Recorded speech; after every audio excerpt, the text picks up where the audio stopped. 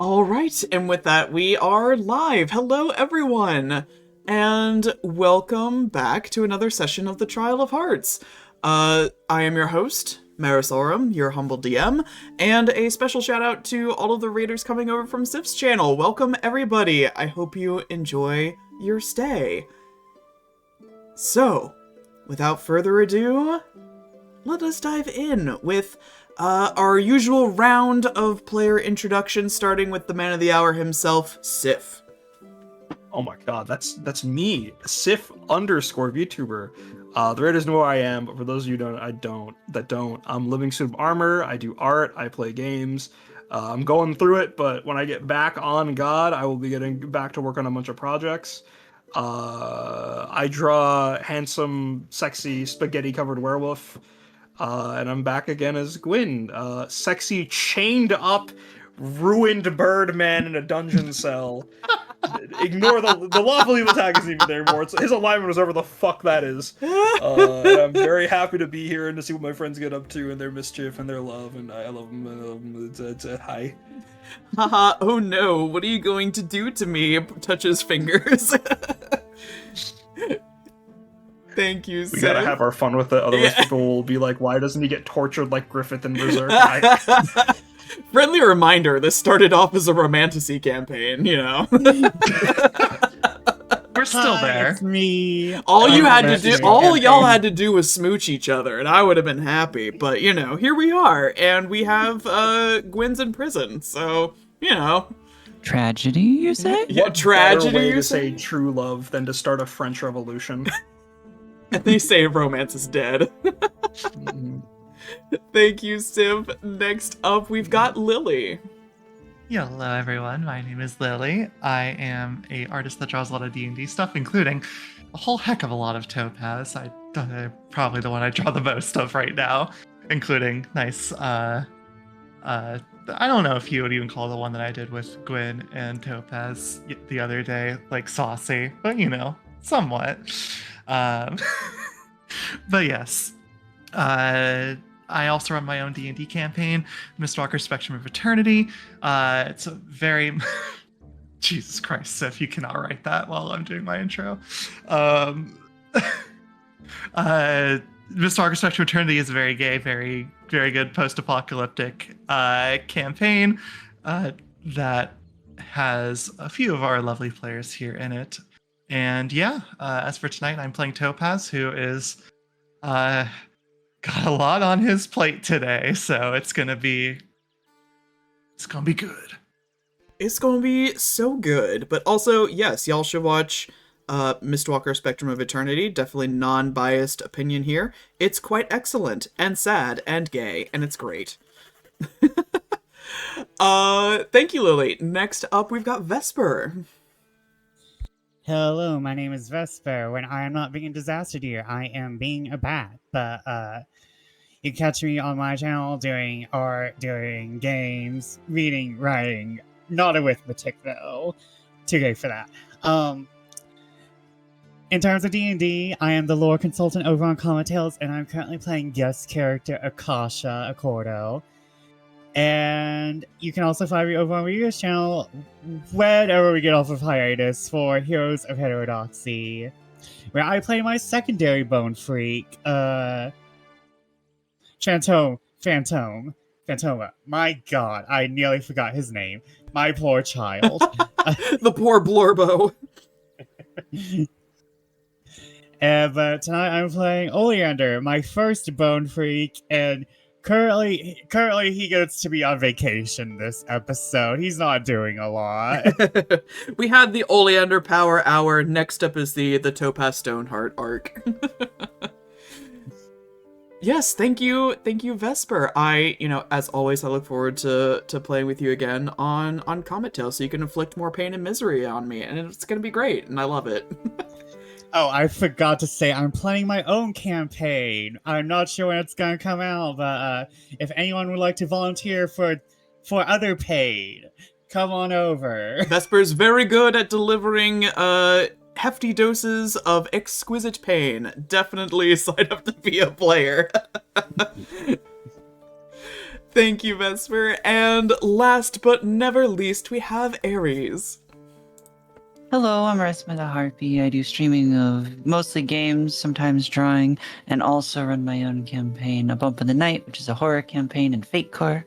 And I'm playing Luella, who is going to cause so many problems. And is definitely not evil. Huh? Definitely not. Definitely not. He's Great taking my politician. bit. It's my bit now. What you can do about it? The party, I was the first bird. must I am have the more one bird. evil bird. It's written in the clause. Also, Luella dies this session. Huh? Children orphaned. No, not the baby owls. The super Wow. cancer owls are Not gonna the be sad super now. cancer baby owls. Oh, yes. I love how the campaign has two neutral mammals who are trying to get by, and then there are these two evil birds. These birds, they're trying to kill me. All right, thank you, everyone. We will continue things with a session recap, just as a little reminder as to what happened last time we played. So, first and foremost, Gwen did not resist as Captain Fitzwilliam of the Royal Guard arrested him at Queen Calpurnia's command. And even as he was arrested, he made assurances that he would always fight for Wishbourne and its future generations. Oleander stepped in as Gwen and the Queen exchanged some final biting words, giving an impassioned speech about the Crown's bloody history, how Cornelius used witches as a scapegoat for his crimes, and how Cornelius's apparent aging was proof that Isolde did not love him after all. He offered the love note, presumably from Cyrus, as evidence of the love affair between the prince and Isolde, a piece of evidence that seemed to visibly affect Calpurnia. But before he could run away with his speculative theories on the ill treatment of witches, Calpurnia stopped him. She said that she would take his evidence into account as she continues her own investigation, but she could still not abide by the threat that Gwen posed to her children's rightful rule. Gwen was promptly escorted away by Captain Fitzwilliam, and the others were dismissed by Calpurnia with the warning that she will be keeping an eye on all of them. However, just before taking her leave, Luella asked her, mother to mother, because there was mounting evidence against Bastian that he posed a threat to Alto and Adora, that when it comes to it, Calpurnia will do the right thing to ensure their safety. Returning to the Blushing Peony, Gwen's absence was quickly noted by the others, and news of his arrest spurred everyone into immediate action, as it was unknown how long Gwen had before he was tried or even executed for treason. Collectively, the party came up with a Hail Mary plan to take over the upcoming theater production, to replace the Crown's propaganda and replace it with the true retelling of Isolde and Cyrus, with Cornelius as the villain. It would serve dual purpose, to dismantle trust in the Crown and herald Gwen as a hero of the people unjustly imprisoned for speaking out against the Crown's lies. Overwhelmed by the responsibility of writing a play and convincing the theater troupe to perform their new script, Topaz sought advice from Luella, asking for direction on how to stay cool, calm, and confident in stressful situations. Luella gave her brusque insight. Once you start something, you need to see it through, and if things fail, then, quote, it was fucked from the start. Oleander brought Deimus to one of his guild safe houses, where he introduced him to his siblings, Plague and Lycoris. Unfortunately, the playful teasing of their brother's new boyfriend got cut short. Oleander divulged the truth of their purpose in the capital, the history of Cornelius and Isolde, and the nature of Gwen's arrest. Lycoris tried to convince Oleander to take the coward's way out and let everything blow over, whereas Plague immediately offered to help in their plans. Deimus opted to stay behind with Lycoris to talk alchemy together, whereas Oleander left to keep his appointment with one Madame Babia. Meanwhile, In the depths of the castle's dungeons, Gwen was placed in a cell in the darkest corners, where prisoners are left to be forgotten. With no windows, it was impossible to tell how much time had passed. Hours? Days? And finally, footsteps were heard once more, and Gwen was visited by a strange, dark man, none other than Cassini himself.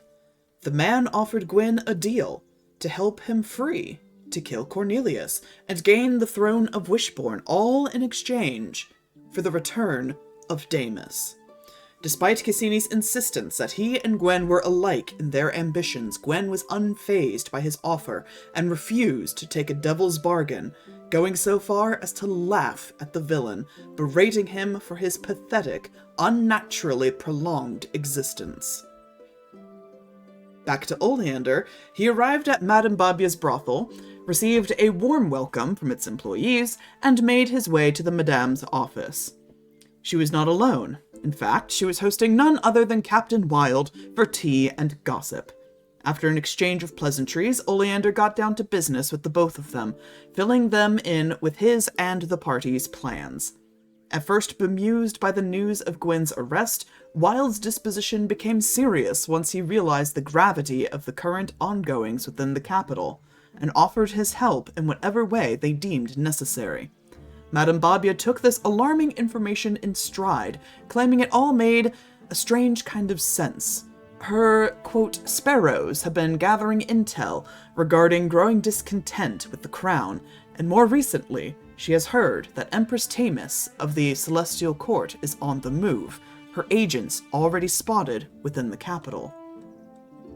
And finally, Oleander and Luella kept their appointment with Prince Alto, meeting at Luella's now empty law office, where he discussed his growing troubles concerning Adora. He reported that she had grown distant, spending the bulk of her time with their father.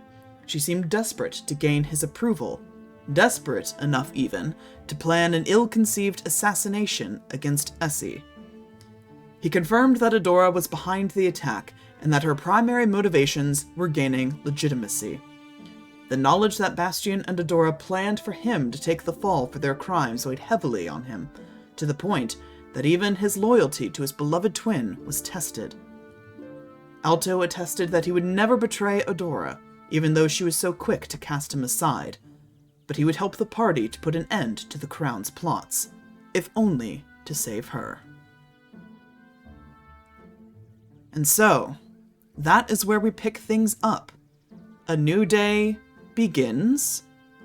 Your reputations for the time being will remain the same, as everything that you completed in the last session was largely behind closed doors. So feel free to keep your boons that you had last time. We start off with Topaz. Topaz, at the start of this new day, what do you do? What are you up to? I imagine this is essentially the day after Topaz started writing the play and has been pretty hard at work on it over the course of the night.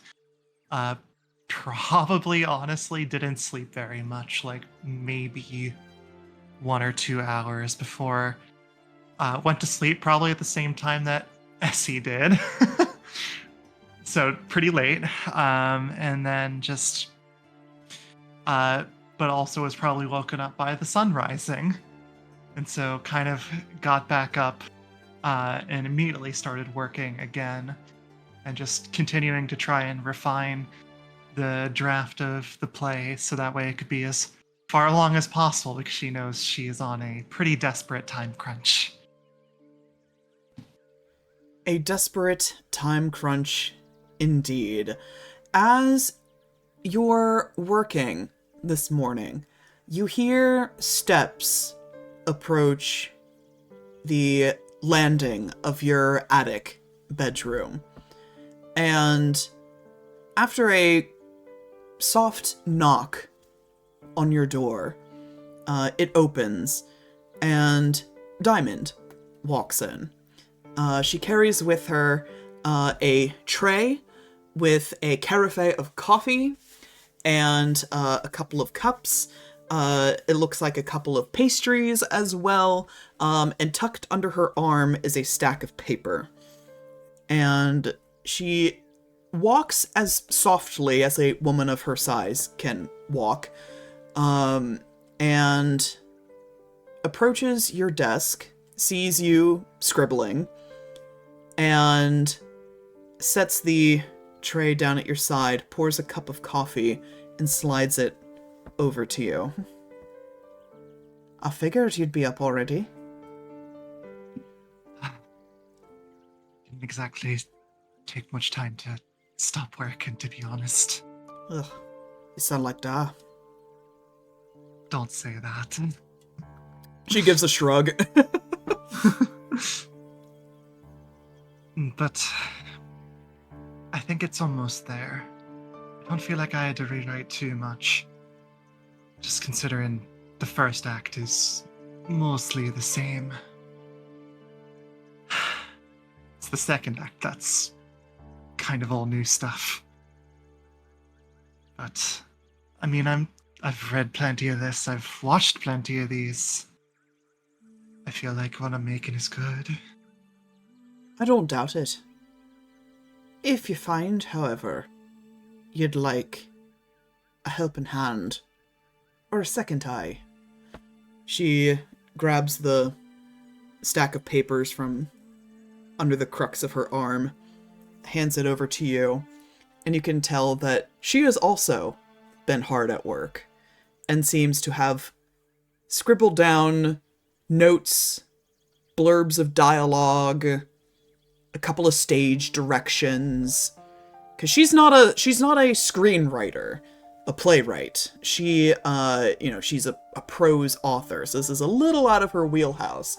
But she offers to you her notes.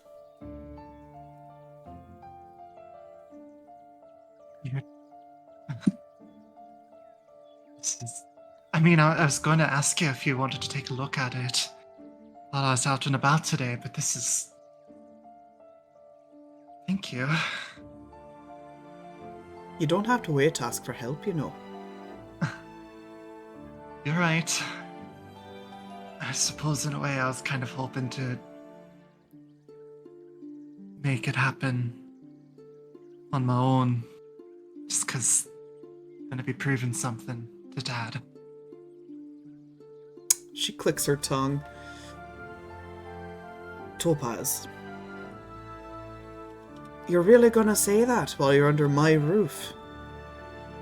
I know. I know you never needed anything like that. It's not a matter of never needing it. I probably would have had a much easier start if I just swallowed my pride. Do what Dad wanted. Went into business and something more practical. But I'd stick to my guns.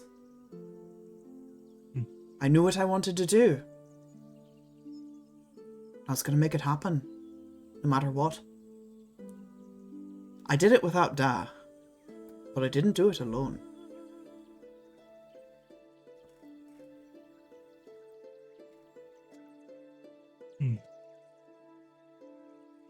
I think I'm going to be inviting him to the play. She nods. I don't need him to say, "Oh, well done, Topaz, you finally earned my approval, you can have anything you want," but I suppose just to show him that I can. Maybe a bit spite-driven, all things considered. A healthy dosage of spite is plenty motivation.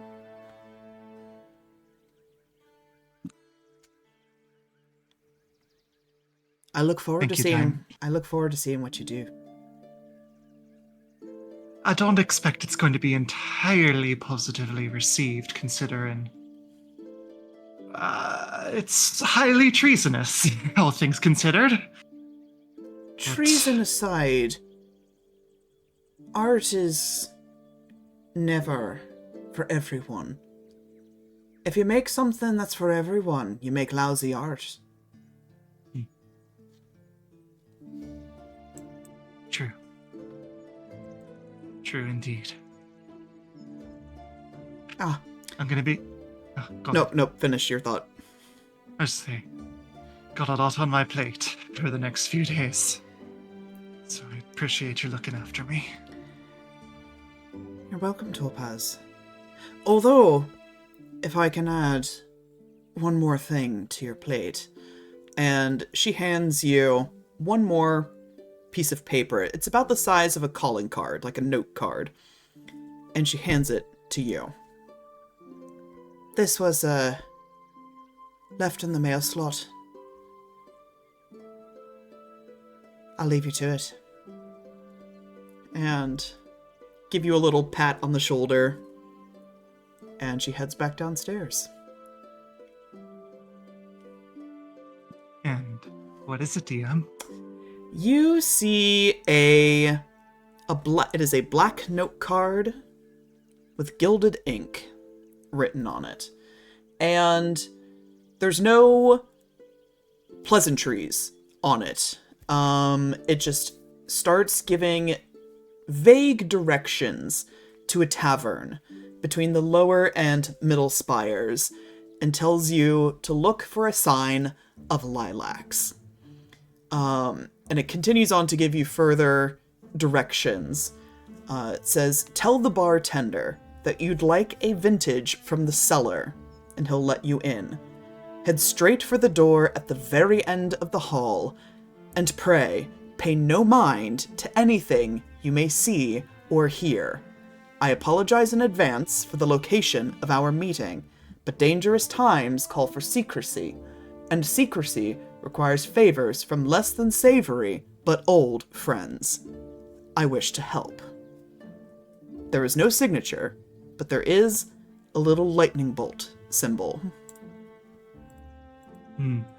Between the black paper, gold ink, and the lightning bolt, it's fair that Topaz would know who this is from.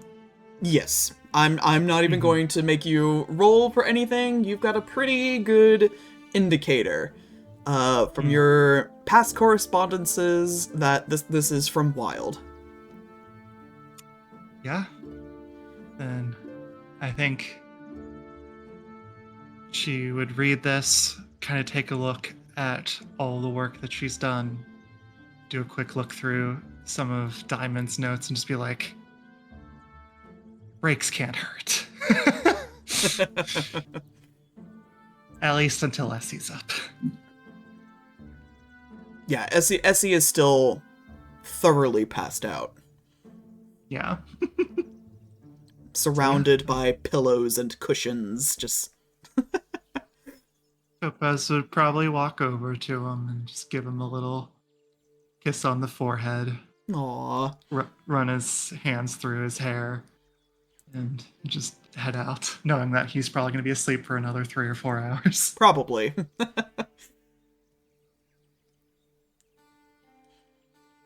All right. Anything you'd like to do before you head out?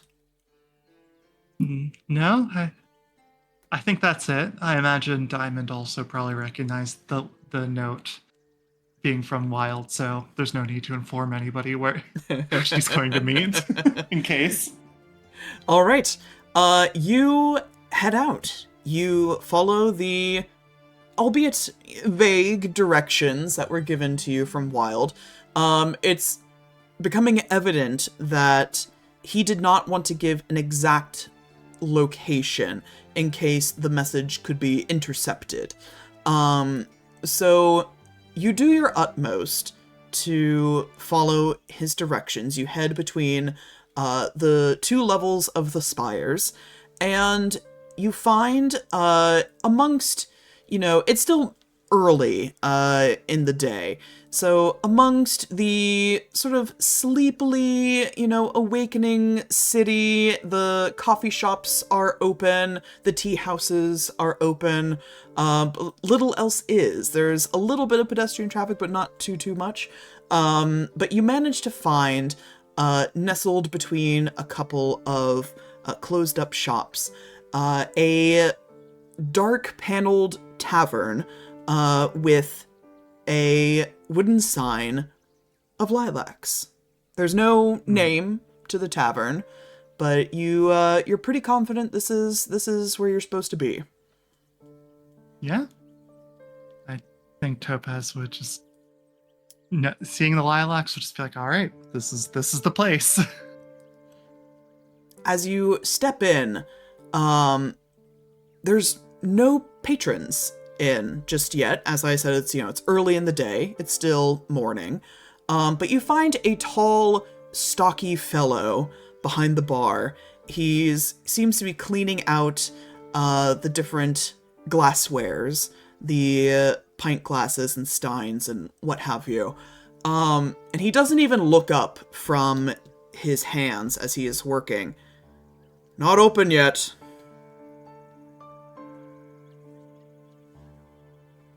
And she looks down at the note card, be like, what was the passphrase again? Finest vintage, right? You would like a vintage from the cellar. Yes. Okay. See, I should have written it down. But it's in character. I would like a vintage from the cellar, please. He pauses, wiping one of the pint glasses, looks up at you, sees that you are a rather genteel looking person, and very visibly eyes you up and down. Kind of quirks a brow. He seems to be weighing something in his mind. But he just looks down at the note card like, was that wrong? Oh no. But he sighs.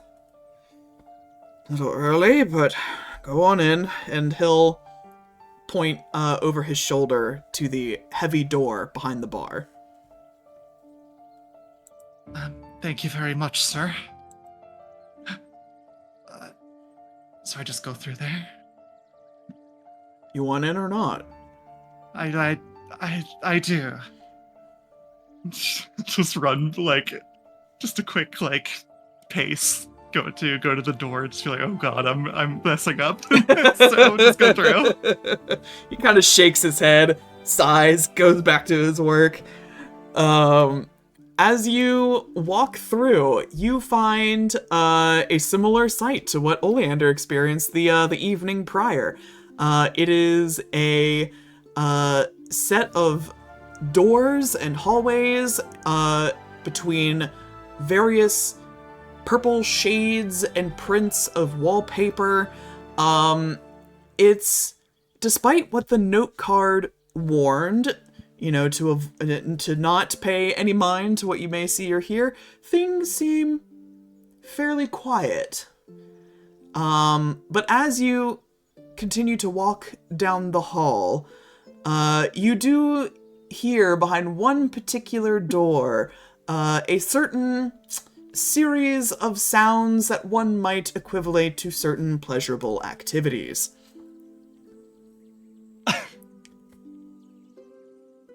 I just imagine Topaz would probably flush pretty heavily at that. And just try and, ears perked up, eyes wide open, and just holding onto the card really closely, just walk forward as quickly as he can. You continue down the hall, and there is a door at the very end. A heavy wooden door, engraved with more flowers and lilacs. Give it a quick knock. Enter, you hear.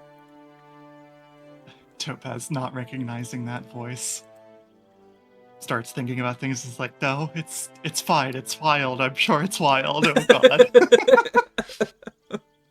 It opens the door and comes in. You open the door and you find Wild is there. he looks like he was halfway out of his chair to, like, go open the door for you. But you entered more quickly than he could, get to the door. And you also see this woman who is sitting at a desk that is nestled between large swaths of drapery and curtains. She is older. She is strikingly beautiful, nonetheless, with very immaculately done makeup. Her hair is done up in all sorts of intricate jewels and hair pieces. She has a kimono-style robe draped over her, but it looks like underneath she's still in her nightgown. She's still very much in the process of getting ready for her day.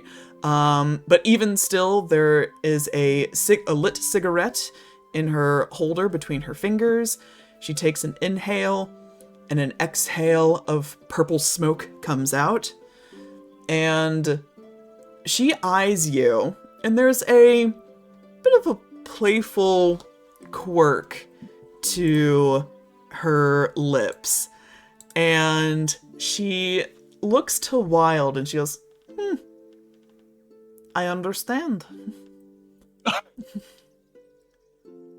Wild coughs and approaches you. Thank you for coming on such strange short notice.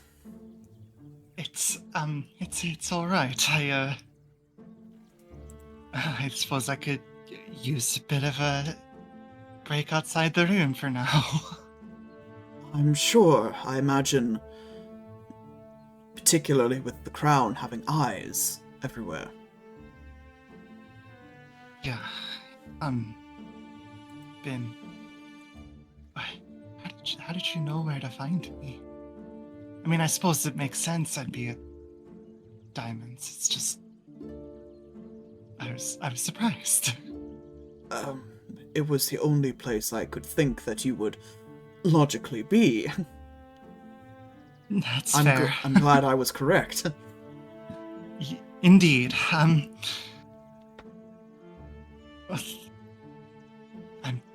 glad that you're willing to help. To be honest, I'm a little mixed up, I suppose.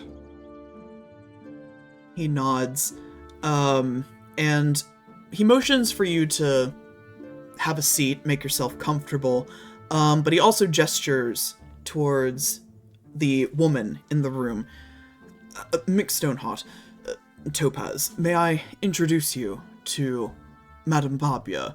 She is the purveyor of this fine establishment, and she can be trusted. Oh, good. Good. It's a pleasure to meet you, Madame Babia. As you said, Topaz Stoneheart. I was trying to think of a way to introduce myself, but I suppose I don't really have much to go off of, so it's just a pleasure to make your acquaintance. She shakes her head and tisks with her tongue. Do not be so shy, child. You've got plenty going for you.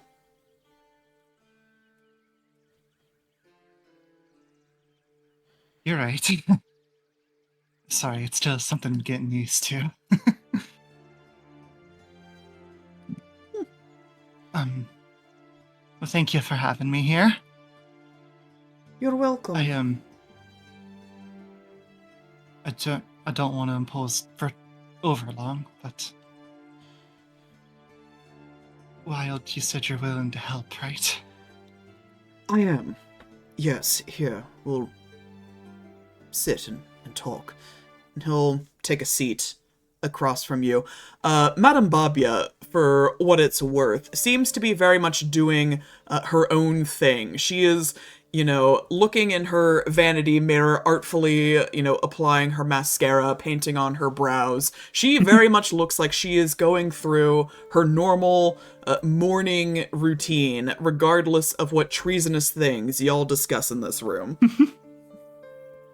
I imagine Topaz just kind of sits down and looks over to her, sees this, and then just looks over to Wild, and you can see, or Wild could immediately see that Topaz is just fidgeting with the bracelet on their one hand, like kind of clicking it apart and back together as they begin to speak. Just like, well, it's going to be a bit of a crazy next few days. I'm fairly certain. How are you holding up? I heard about Sir Gwyn. World travels fast, then. I'm worried for him, obviously. He's... Well, he just left and then didn't come back, and, the others were there with him, but it just scared me that that might have been the last time that I saw him. And I didn't even give him a proper goodbye. Wild shakes his head and leans forward to, if you let him, take one of your hands in his. You mustn't talk like that. But if he... it's entirely possible that he's already executed, all things considered. The Queen didn't... Is that truly an outcome you wish to believe happened? No. Not even in the slightest. Correct. So we do what we can.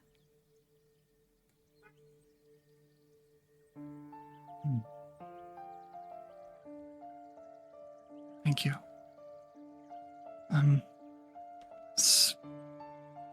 So, I suppose,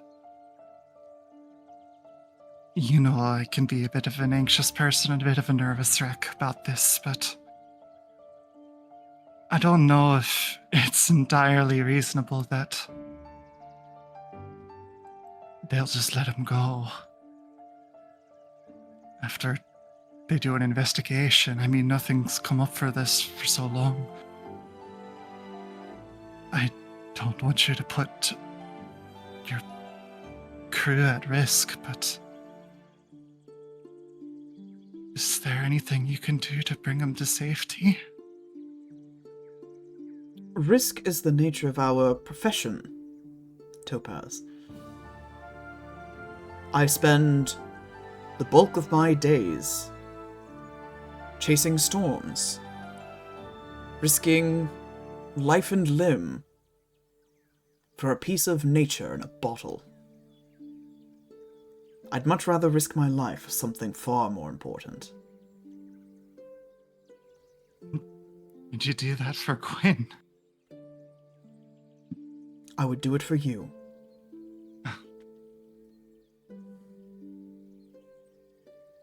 Wild. Besides, Thank you.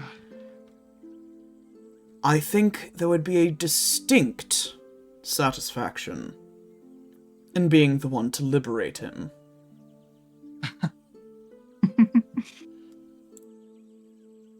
Oh no, a skull might be there as well. I travel nowhere without him. Gives a really smug smile at that. She chuckles of just like the, oh god. But says, you'd be willing to commit treason for me. For us, I suppose. I commit crimes on the daily. Why not add a touch of treason to my resume. I mean... And Topaz sits there for a moment. The thought popped into her head, and it's kind of just dawning in a way. Oh my god. I just had a realization in a way. What might that be? Well, if Gwen wants to be king and I'm Gwen's partner, then That would make you a queen. yeah.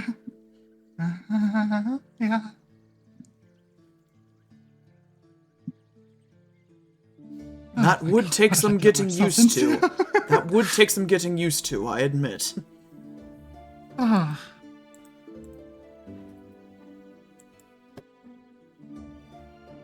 She's just kind of staring off to the side just for a bit, just like, what? Holy shit.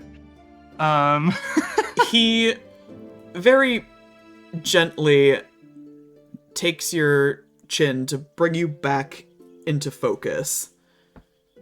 One step at a time. Right. No, that's definitely something to think about for later. I suppose it's also imperative to tell you that we're also going to be doing some pretty wild things. I'm going to be, well, I have rewritten the show that's going on in a few days. And we're going to take it over and tell the true story. Oh my god, I sound insane saying this. A bombastic debut. Indeed. Well, mostly me, Diamond's been helping, but... Gonna be... Telling what is now treasonous but is true story that we figured out through SC and everything. So, I suppose on the day of the show, it's probably the best time to do it with Gwen. Oh, much as I agree, I will lament not being able to see your dazzling production. Well, I suppose maybe there will be room for a gothic romance story in the future to be told in open air. I believe so. So, you put on your play. The bulk of the city's nobility will be there, I presume. Most likely. I cannot say for certain if any royalty will be in attendance. But, with so many eyes on your stage, I agree. I think that will be the time to spring Gwen. I'm glad I had the right idea then.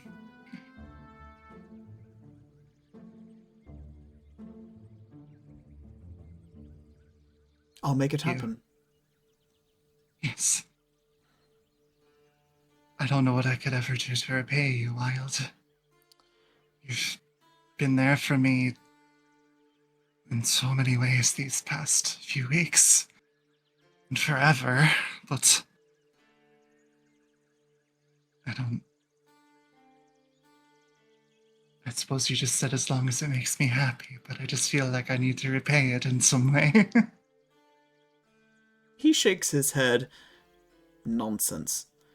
The only thing that you have to do after all of this is done, and we avoid the gallows, the only thing you have to do is ensure a box seat for every one of your productions. I think I can do that. Good. We have an agreement. a box seat at all my future productions in exchange for committing high treason. I agree, you should ask for more. You hear Madame Babia say from across the room. Nonsense, it is a perfectly equivalent exchange. I get a lifetime of entertainment. Topaz kind of sits up and stands up out of their chair and just kind of goes over and just gives Wild a hug very tightly. Just says, thank you. You see, kind of stiffens a little bit at the sudden affectionate gesture. There's a moment where he wonders what is the proper thing to do here. But he will hug you back and give you a little squeeze. You're welcome, Topaz.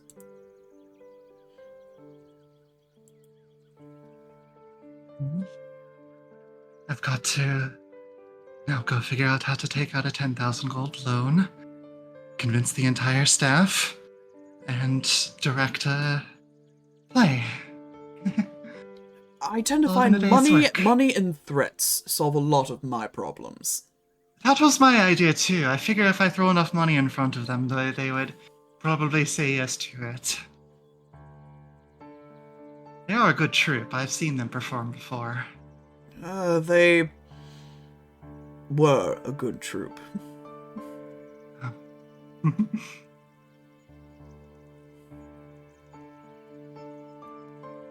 Well, I shan't keep you. I'm sure you have much to do. But I hope it can help put your mind to rest that Gwen will be in good hands. Sure, it'll ease Essie's worries too. Thank you. She looks over to Madame Babia. And, thank you for being a safe space, I suppose. This is quite the plan you've overheard. She looks to you from her half-lidded expression, takes another drag of her cigarette. Well, at this stage in my life, I could use a touch of adventure. Plenty of adventure to be coming over the next few days, I'm sure. I look forward to it. You're quite welcome anytime here, Mick Stoneheart. I don't foresee myself needing the services, but... She gives a shrug. When you get tired of your boys, you let me know.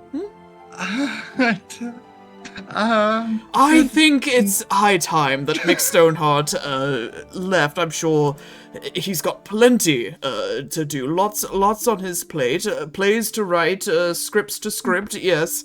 Right, yes. She gives a little chuckle. Blush, but Topaz quickly exits. Yep, you exit the way that you came. The barman is still there, but you head on out. Alrighty. Sounds good. Very good. Gwen, speak of the devil. Cassini? Question mark? Yeah. You are still in prison. As I mentioned before, it's really tough to tell the passage of time.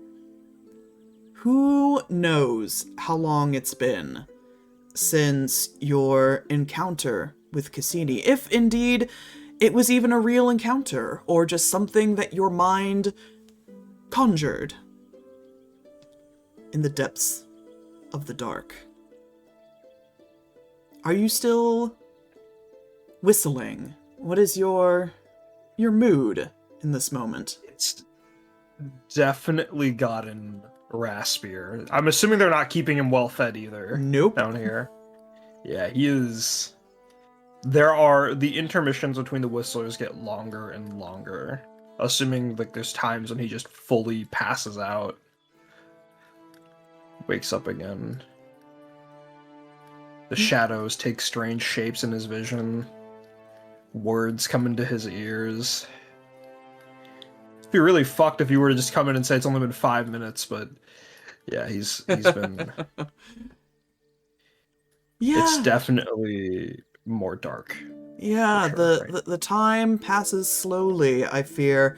Occasionally you can close your eyes and nod off. It's good to get some rest, but it kind of also serves to further disorient you in your internal clock. But as you waken from one of your sleeps, you hear footsteps again, and it rouses you all the more, alert to attention. You hear not one, but two sets of footsteps. The rattling of chains and a simpering male voice drawing closer and closer. And Is the male voice recognizable? make me a history check to see if you know who this we is. have to roll dice in this game.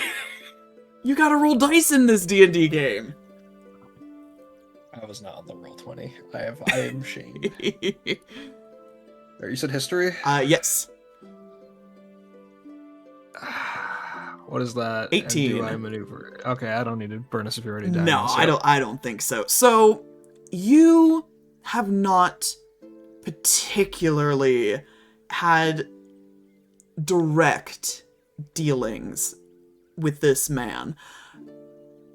However, this is not the first time this man has been arrested. You've definitely heard his voice in the dungeons before. Maybe not in these dark, dank, isolated cells that you currently find yourself in. But this is a frequent visitor of the top level, prisons where people kind of just get like thrown in for the night and then they, get sent back out. This is in fact one Reuben Rook Reeves. Reuben Rook Reeves. Yes, the tabloid writer. Oh yeah. it finally said it. This is Rook. You hear him approaching closer. You hear his voice becomes clearer the closer he gets. Hey, now easy on the suit. Look, you look like a reasonable guy. There's no need for such rough treatment. This ain't my first time being thrown in the dungeon, Can't you just let me off with a slap on the wrist as usual? Let me go on my merry way. And the guard promptly tells him to shut up and very roughly tosses him into a cell adjacent to you.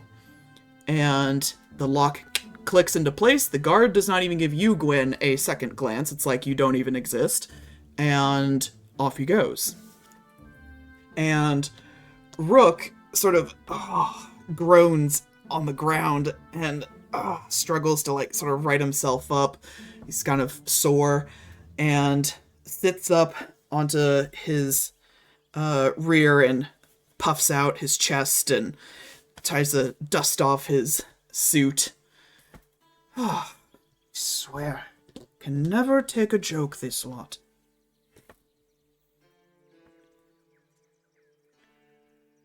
He looks over across the hall, and it's very dark, mind you, but he looks across the way into your cell as if he's taken notice of another presence being here. And he peers into the dark. Hello? Reuben.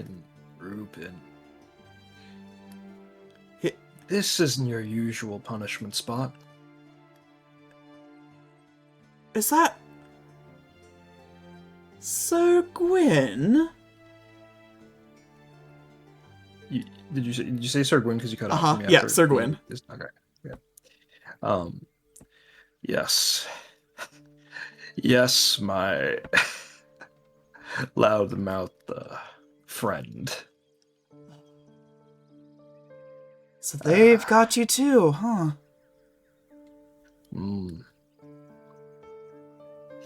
Quite a while now. At least it's only been a few days. I hope it hasn't just been a day. Me losing myself like this in a day would be unbecoming. Well, shit. You're in here. Who's gonna write my headlines? Gives a crooked smile at that. Yeah, it'll be quite some time before we see the light of day again. No, I'm usually out within 12 hours. You're also usually in a nicer cell higher up where there are actual guards that can hear your requests.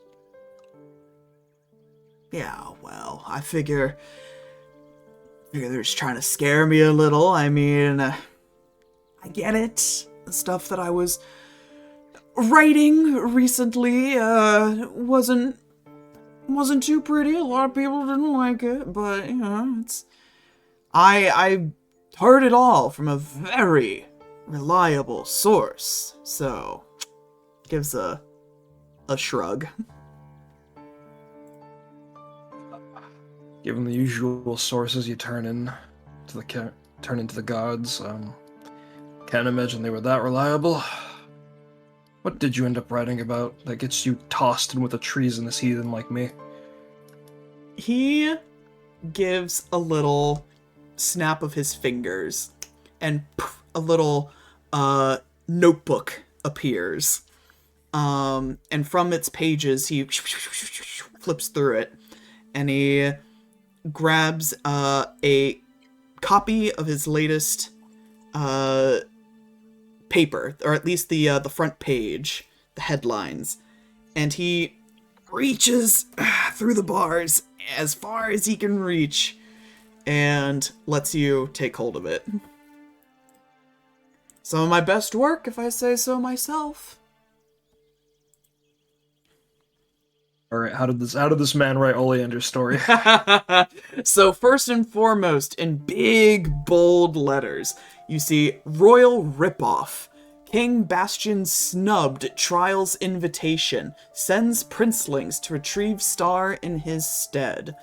And then just below it, there's a little corner segment that says, Queen Calpurnia's heartbroken. One heart wasn't enough for her king. And then you flip the page over, and it says, Royal family wants all stars for themselves. What about the rest of us? And then a little teeny tiny little footnote of an article that says, exclusive interviews with palace staff. What the monarchs argue about behind closed doors. Gwyn will especially scowl at the, what about the rest of us to the stars line, treating them like objects. And, what on earth convinced you to write a hit piece on the royalty? As I said, heard it all from a very reliable source. You should have seen how the copies flew off the shelves, though. People are talking, huh? Yeah, people Who are was your talking. source? My source? I can't tell you that. Come on, you know the rules of this game. I guess when my friends come to rescue me, I'll just happen to forget to explain the other captive here. Roll a intimidation check. I am using a superiority die. That's a 16. 16. Rook seems a little taken aback by that. He's got this sort of image of you as being more noble than that. And Gwyn's voice is raspy. He looks shitty. He's been here a while. chivalry is dead, and I am left in its stead. He kind of puts his hands up in a defensive position. Hold on now. There's no need to make any hasty judgment calls here. All right. I heard it from one of your friends.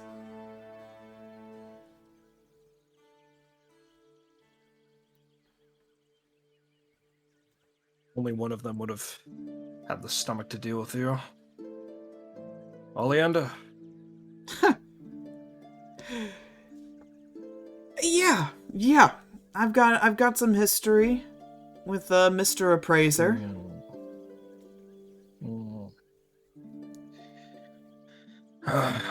Well, I don't know what their plan is. They're making a lot of noise.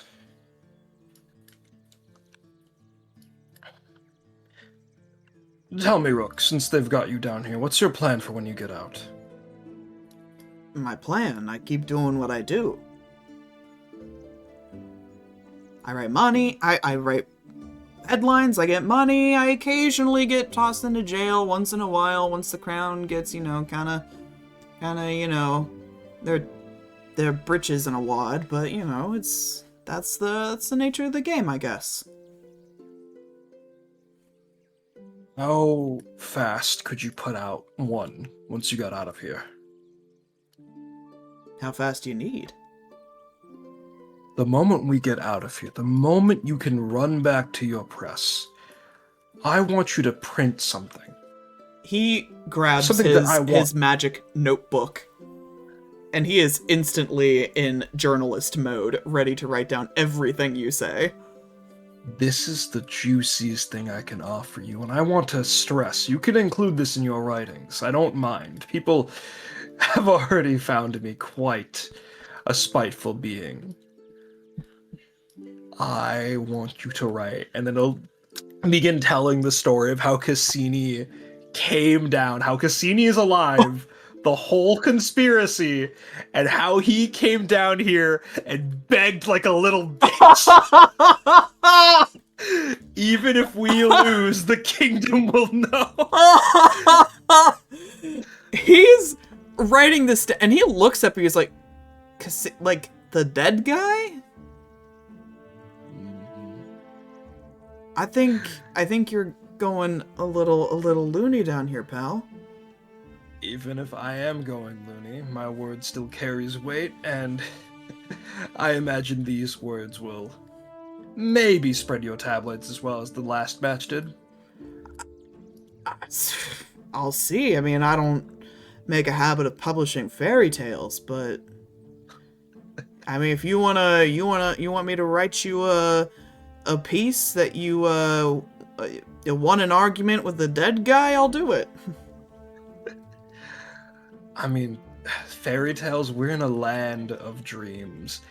And what better way to spit in the face of a nightmare than to call it the coward that it is? Alright, okay, fair enough. You want to do, optimistic, hope piece? Sure, yeah, alright. Can I get a little, creative with the flourishments? By all means, as long as you stretch as long as you stress the parts that I shared about Cassini, as long as you overemphasize traits I shared. He gives a shrug, and with another snap of his fingers, the notebook disappears. Wow.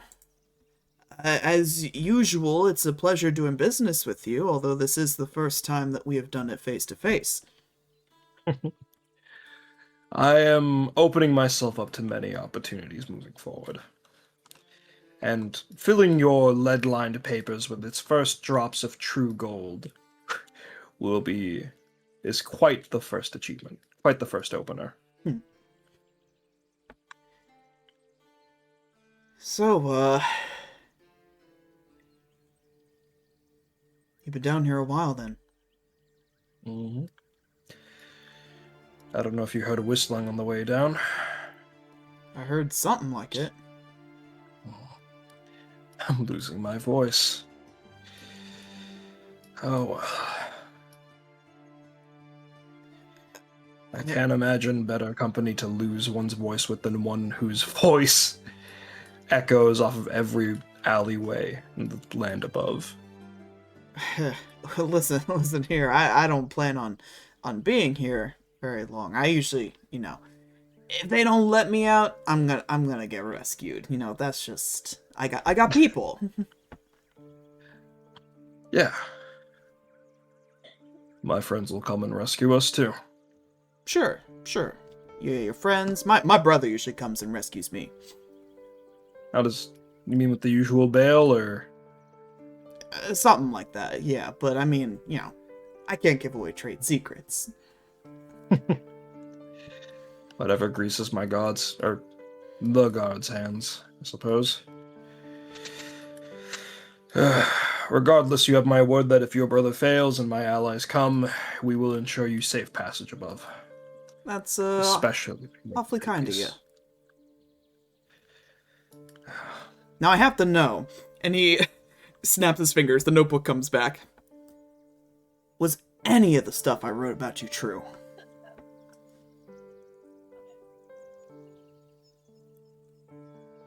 Out of character. Does this mean that every rumor from the trials that is like sprinkled out? I will let you Interpret that. As interpret that as you will. Rook has been writing about you for a long time. Anything you wrote about me true? Yeah, I mean, not very often I get to talk directly to the source, the primary source. I'm ambitious. I'm desperate. I have climbed high from the bottom, and people don't like that. So paint whatever so any picture you painted of me is true in its own sense. But in case I am going to kick the bucket, I did leave quite a few noblemen crying. You got names. You got quite. I think in the net you've spread out in your tabloids. You've caught the number I've had. He's kind of giggling a little to himself and continuing to write in his book. But you can, unless there's anything else you'd like to say to Rook at this time, you can, you have a buddy at least to help ease the passage of time. They will shoot the shit. Yep. Y'all can shoot the shit and hope that you get rescued. Mm-hmm. Alrighty. We go back to Topaz.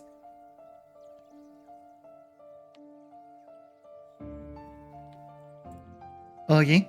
Okay. Topaz, you leave Madame Babia's establishment. You mentioned something about asking a favor of Darcy. Mm-hmm. Are you going into his place of business? Are you looking to find him in the bank? I believe so. All right.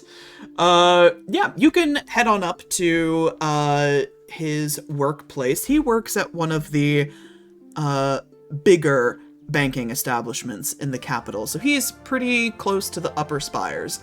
And it is a large, hollow marble building. The kind of place that the voices just echo off of it. You can hear the sound of every footstep against the marble. It's almost like cacophonous. Like, there's not that many people, but just the way that everything echoes off the walls, it's deafening. And you can find Darcy has his own little office, not like one of, the big ones for like the bank managers and whatnot, but he's a step above a clerk, and he's got his own little space. So you can approach his office if you like. Yeah, I think Topaz is kind of taking a deep breath. Like, this is the most serious they've probably ever had to be. I'm just like, oh god.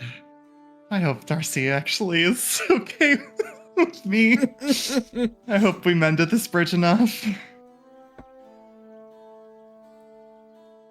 Probably is it an office door? Like, do I have to knock? There's a door. You can knock on it. He'll bid you to enter, and he looks up. His office space is very neat as a pin, very minimalist. He hasn't brought a lot of personal touches into this space. Some people will decorate their workspaces, or at least, put a plant or something. He has not really done that. But he does, however, the one place that is not the most organized is his actual desk space. There is a flood of paperwork in his inbox and an equally sizable stack of things in his out box. It seems like this man is just constantly shuffling papers. But he looks up at you, and the little furrow in his brow as he concentrates relaxes. Oh, Mick Stoneheart, good morning, please. Yes, please, have a seat. What brings you here? First of all, it is good to see you again, Darcy. Likewise. Or should I be calling you Mr. Fitzwilliam? I don't know. What just be more appropriate in the professional sense? Mr. Darcy, if you will, in a professional sense. Not that I wouldn't mind being on first name basis with you, but that's not Not professional. Yes. Right. Of course. So I know you've been managing, or at least managing part of, well, the many number of Stonehearts. Yes, I've been the personal accountant of Miss Diamond Stoneheart for the last year and 3 months. So, and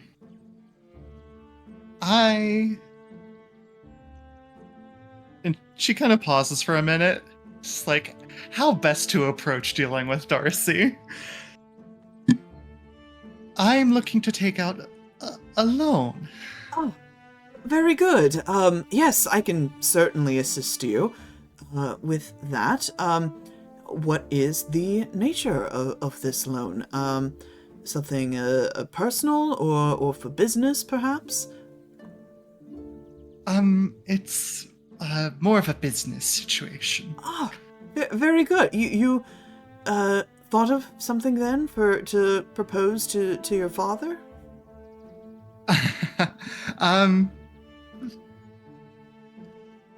Yes.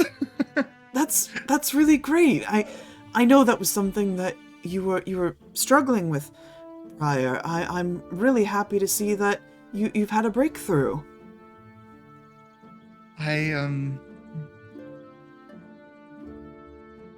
Well, I'm gonna be trying to, I will be running my own theater production, and to show my father how capable I am. I figured this would be a good way to take initiative and prove to him that I can make it happen without his direct guidance. Oh, I see.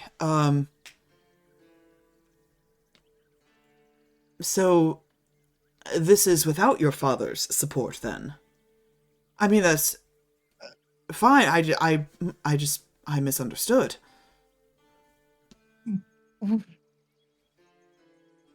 He will be in attendance. So, in a way, he's supporting the endeavor. I see. Your own theater production. I hope you don't mind that I ask some follow-up questions. Standard procedure, you know. Of course. Theater productions, as I understand, are costly endeavors.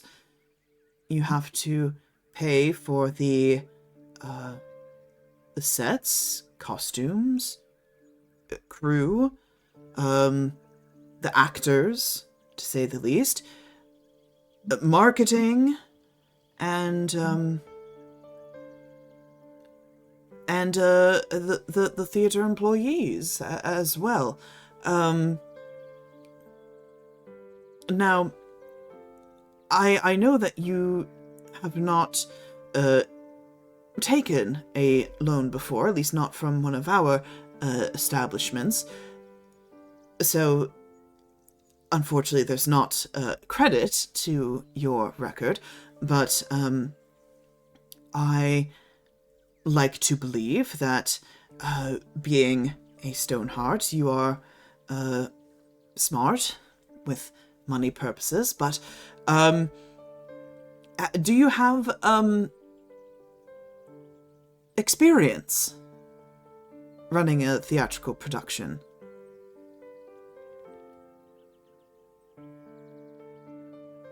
See, she kind of pauses for a minute, just oh god, I'm so bad at lying. But as Luella said, just do her best to girl boss through this situation. I have overseen many stages of the theatrical production pipeline, seeing rehearsals, Hell Week, and everything of the sort, and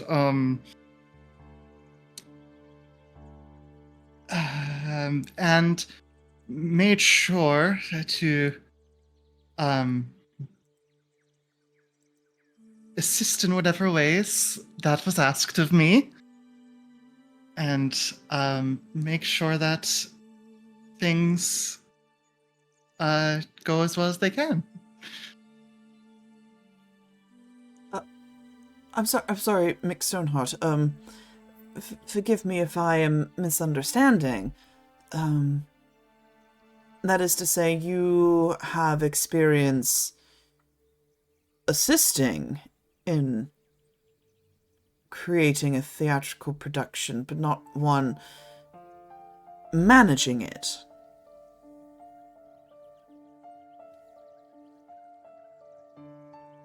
Well, the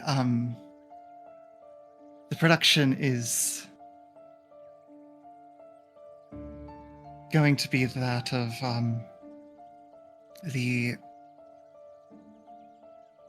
show that's happening in a few days. He blinks at that and pauses whatever it was he was writing. The one that's happening in 3 days. The one that's happening soon. The one that's already in production and funded. Well, did something happen that we're not aware of? There's been multiple rewrites of the script that will be needing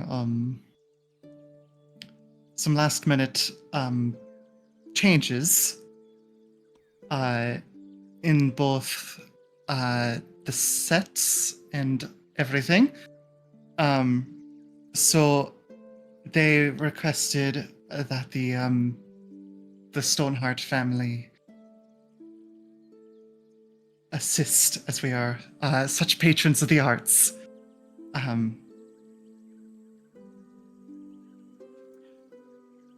Yes. I want you. I will leave it up to you. Which of the two you would prefer? Persuasion or deception? They are equivalent, but I think I have advantage from the previous stuff on persuasion. I believe you do, yes. Okay. Oh, that is going to be an 11. That's better than average. Darcy looks at you, visibly confused. A rewrite. This the show opens, and he checks the calendar on the far side of the wall. Tomorrow.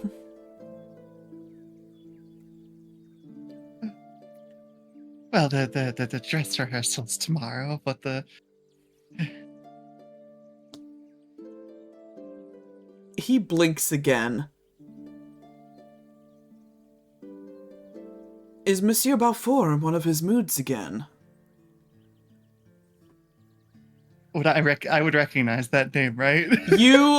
Yeah, I would say you would recognize this name with your theatrical expertise of, Okay. or rather, attending the theater, that sort of expertise. Georges Balfour is the director of this production. He is the director of this troupe. He is also the lead actor / star of the troupe. Yes. You know how he can be. I would say so, but I know he gets his flights of fancy, but to rewrite the play so soon to opening night, and what could he rewrite anyway? It's a historical production. Well, it's something that I've been working on the side. We've been in contact. So it will be sure to stir the pot and get people talking about this old play a bit more. I see. I hadn't realized you had been hired on, McStoneheart. I will say it could be a good change of pace to alter the show a little. As I understand it, it's a little tired, but I can't quite agree with the methods behind it. I'd feel a lot more certain if there were time to make these changes to adapt the project. After all, so spontaneously asking and spending money does not bode well for the longevity of the project.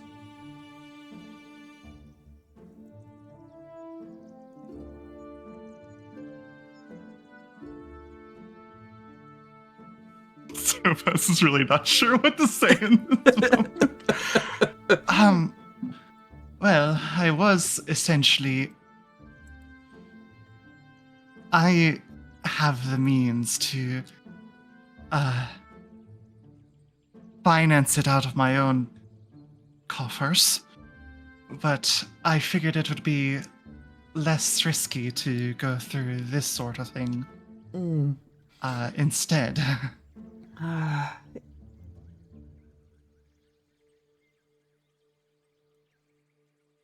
Well, let's see. I think, given the expediency required, I would be forced to give you a higher interest rate, but I'm sure perhaps there's something that I can do for you. I would hate to see your troops' production falter. I know I know how much this means to you, Nick Stoneheart.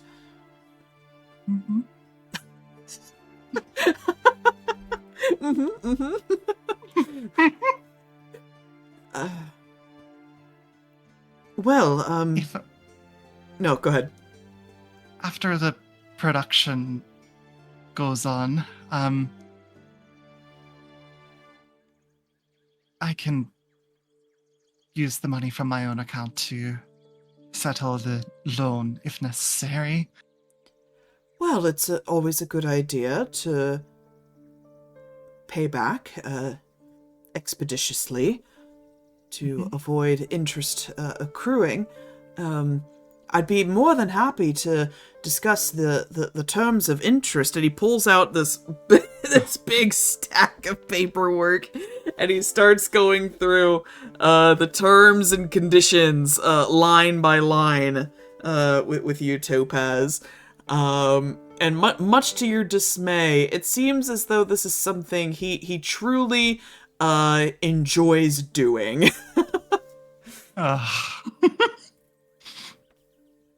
I imagine Topaz has probably heard a lot of this just through shadowing his father and everything, but this is just like, oh god, I'm trying so hard right now and it's not going well.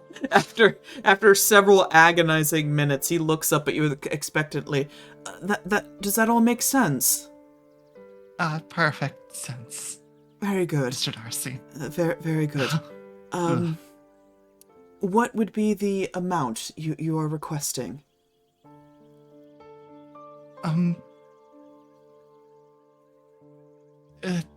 10,000.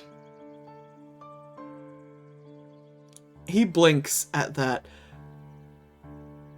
Oh, well, I did not realize Monsieur Balfour had such expensive tastes. Actually, I probably should have anticipated that. Well, if both you and he are certain, well, very well. I'll draw up the paperwork. You will? Well, I don't make it a habit to grant such loans with such a small time frame, but I do trust you, Mick Stoneheart, and I should like to see your play.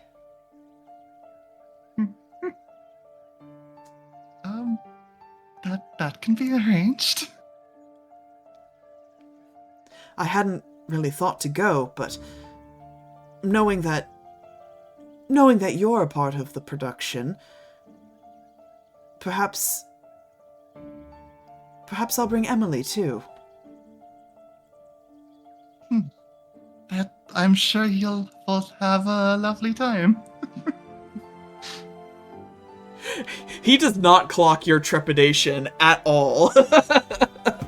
He is just he seems quite pleased. But he draws up the yeah, go ahead. I was saying, I just want to add, just considering I'm doing it right now, I just imagine Topaz has like one of the pens and is just viciously fidgeting with it. Yeah, he'll drop the paperwork and hand it over to you, pointing, where to sign, what terms mean what, blah blah blah blah blah. You have to sign like 5 different things of paper, which I presume you do so. And after you sign your life away, he takes the stack, neatly tucks each paper into each other.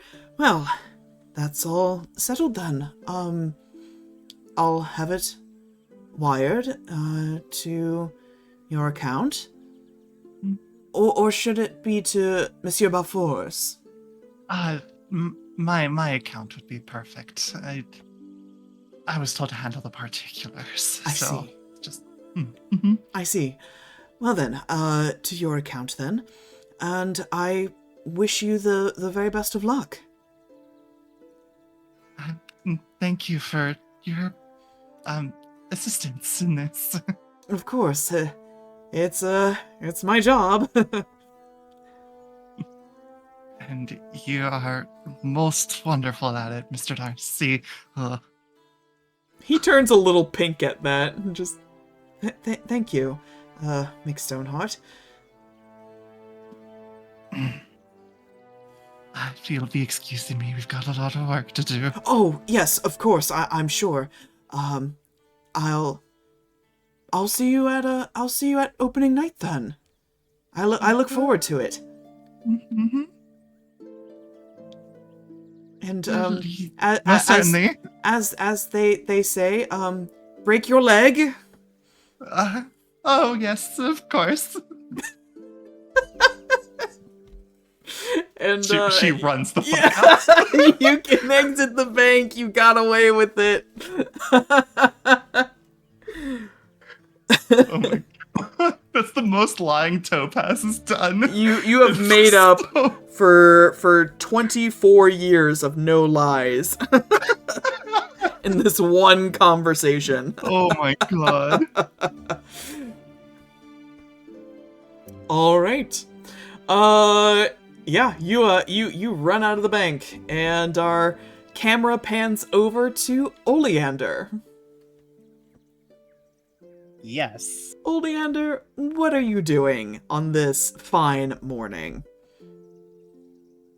Oleander is probably actually being super busy himself, but like he also knows that everything's out of his hands at this point, so he's just assigning the correct people to the correct job. Like he's already got Plague or someone going over to Wild's airship. Mm-hmm. He has given notes to Topaz for the play, and is basically currently like has probably invited work, though he has not received the news that work has been taken to the dungeon yet. Yeah, Rook's been strangely quiet.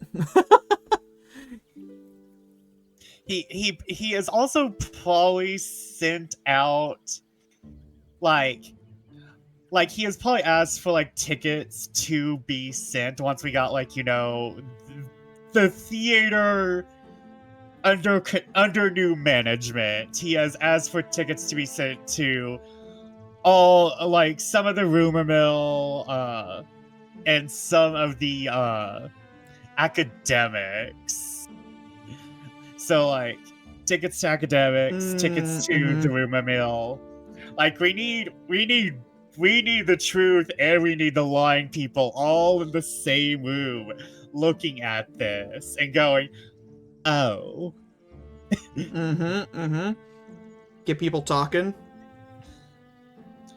And he has probably like asked like for someone like he has probably asked for like Plague to send over like the biggest, burliest person in employ to like maybe help Topaz later. If like a thug is needed, we got the biggest thug in existence. Yeah, we could send Angel over. And yeah, and then he's kind of like sits down, kind of like looks over at Deimus. Well, I'm not sure if Deimus is in the same room. Like Deimus might be out training. And No, Damus seems to be taking things pretty easy this morning. He's actually, funnily enough, he's in, like, there's a bay window area, attached to the kitchen, and he's actually just very quietly sitting there and looking outside, having his, morning tea. Oleander kind of like comes into the kitchen, probably just takes in this moment where like they're not in like this noble house. They're not in the well, I mean they are in this noble house, but still. Compared to not- Hololight, this is a very normal house. they're not in like a rush. They're not currently dealing with everything all at once. There's no trying to win Essie's heart. That's all over. And he kind of like gently approaches. Hey, Good morning, Oleander. I know everything's about to go to shit. And we're about to be nonstop busy, so how about I show you about town before we have to go underground or might even have to go to a different town for a little bit? I guess that's a very real possibility, isn't it? Yeah, I'd like that. And I'll show you the not shiny side, the place where actual people go, not all this nobility. Let me show you where I go. Sure. Yeah. I'd like to see more of the things that you enjoy. And like he will like Oleander doesn't want to make this a big deal, so he's not like going to make Deimus get all dressed. Like he knows that Deimus has new clothes, is fully like trying to wear them, maybe. He still has his old pants on. Like it's kind of like a security blanket kind of situation. They're his comfy pants, but he's got one of his new shirts on. Yeah. And like he'll make sure everything's all ready to go. Like with the Rogues Guild, he has everyone. It doesn't really matter if nothing's ready. To be fair, he could just be poked anywhere throughout the city. There can be like this little gutter snipe child, and he'll be like, "Yeah, order 86 it." But he'll go on and take Deimus out. All right. Where would you like to go first? He knows Deimus loves alchemy, and Oleander has probably helped either alchemy students or he has sent gifts home to his sister, so he is probably going to like this very like where all like the working class moms who need healing supplies go to. Mm-hmm. It's like a mom and pop apothecary kind of place. Yeah. Okay, yeah. You can head on over to this apothecary, and even though it's not one of the largest, it's because there are some places that have alchemy ingredients and spell components, and they're huge. They're categorized in a very aesthetically pleasing way. This is a place that is more like I picture kind of like a bodega. It's it's crowded, it's cramped, it's definitely a fire hazard, but it feels very homey and comfortable at the same time. There's people perusing the shelves. There's a older couple who are running like the cash register. It feels very, very quaint. And as soon as Deimus walks into this space, his eyes are aglow with the excitement of possibilities.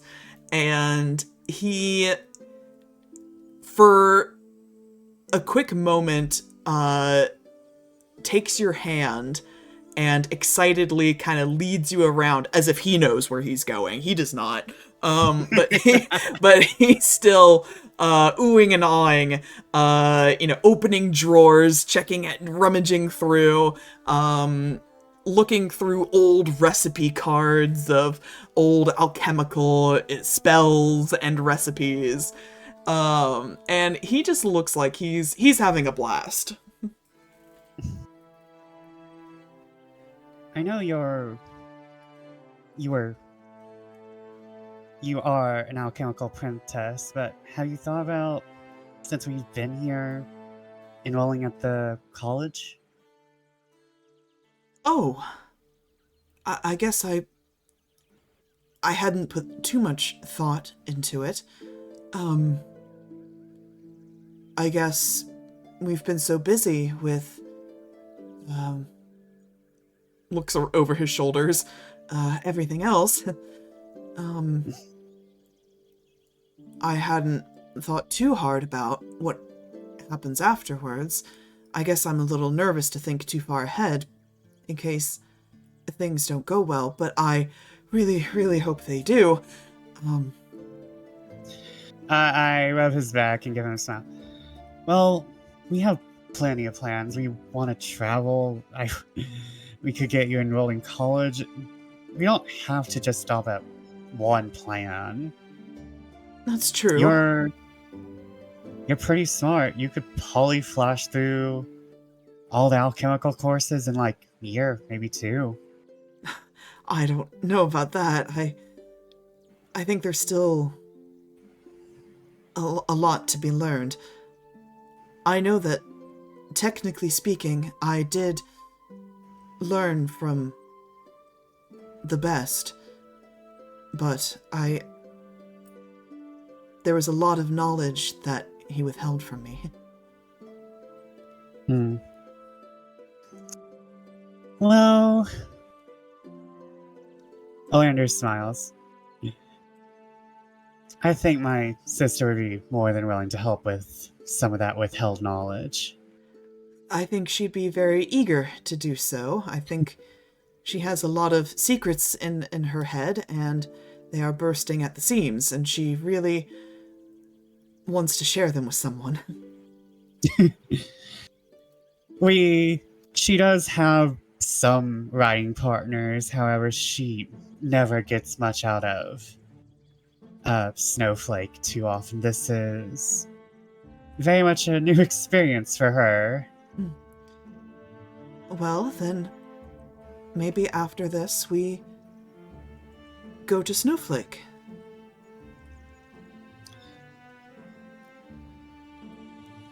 Oh, Oleander doesn't blanch, but he does kind of have a thought as like, could Davis survive meeting my father? Being bloodlet by Lycoris is one thing, meeting my father is another.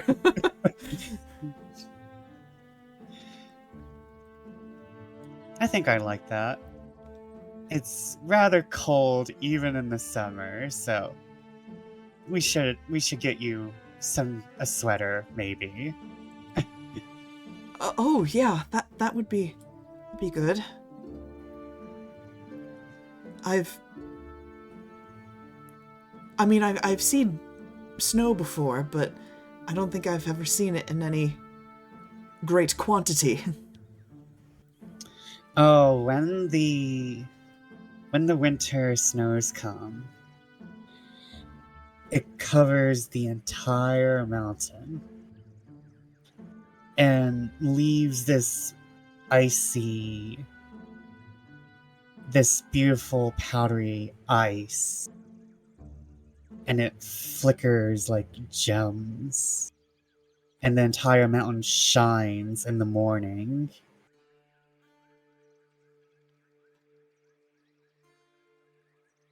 Sounds beautiful.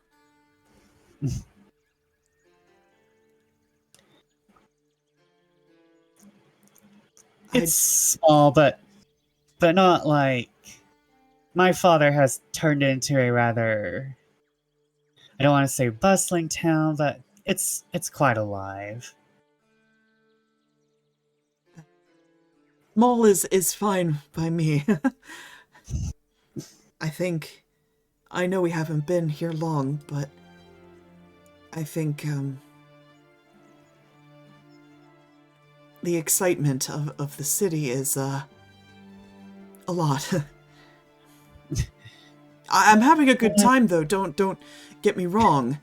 All things considered, I mean, I know that we're not here for fun. I mean, we're here right now for fun, but not in the capital. That's not for fun. Oleander smiles and kind of like, he doesn't kiss him, but he kind of like boops his nose. Oh, he blushes at that. Averts his eyes. Come on, get whatever you want. All right. Give me just a moment, and he'll peruse through the stacks of stuff for a few moments longer, and you see in his arms he's collecting different dried herbs, a couple of pages, some bottles of ink, different colors of ink. And, you know, once his arms are full, he makes his way over to the small elderly woman who is running the register, and he goes to pay for his goods, and as he comes back with his new bag of goodies, he gives you a big smile and, well, where to next? Let's see here. I don't want to take up too much time. Yeah, do we have time for, I'll give you one more location. lunch. Let's go have lunch. Lunch sounds good. And Oleander takes him to, like, again, working area. I'm a servitor. I need to eat a lot. We're going someplace cheap, greasy, but good. Ah, yes, you find the equivalent of like a Greasy Spoon diner. Like ye old diner. The diner, but Victorian. Yeah, correct.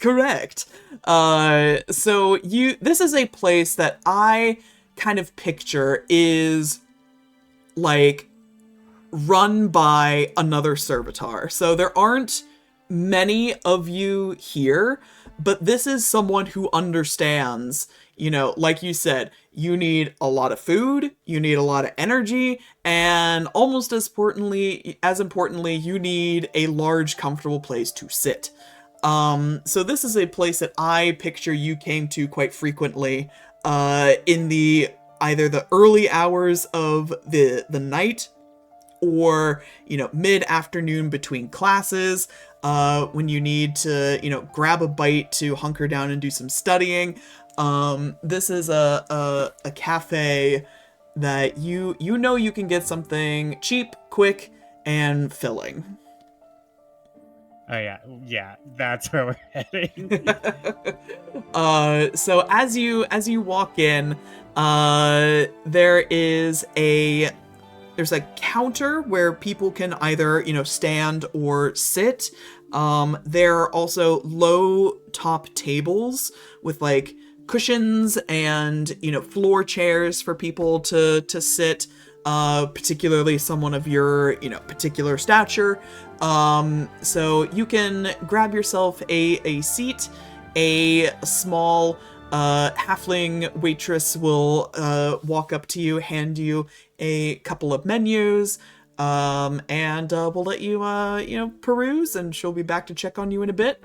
Deimus looks over the menu, kind of in a not, it's not the same kind of sparkle that he just had at the alchemist shop. That's definitely, that was a area of particular interest to him, but this is a excitement in his eyes because this is another little piece of you that he gets to see. He can tell this is a place that you really enjoy, and so he's just happy to be here. Nice.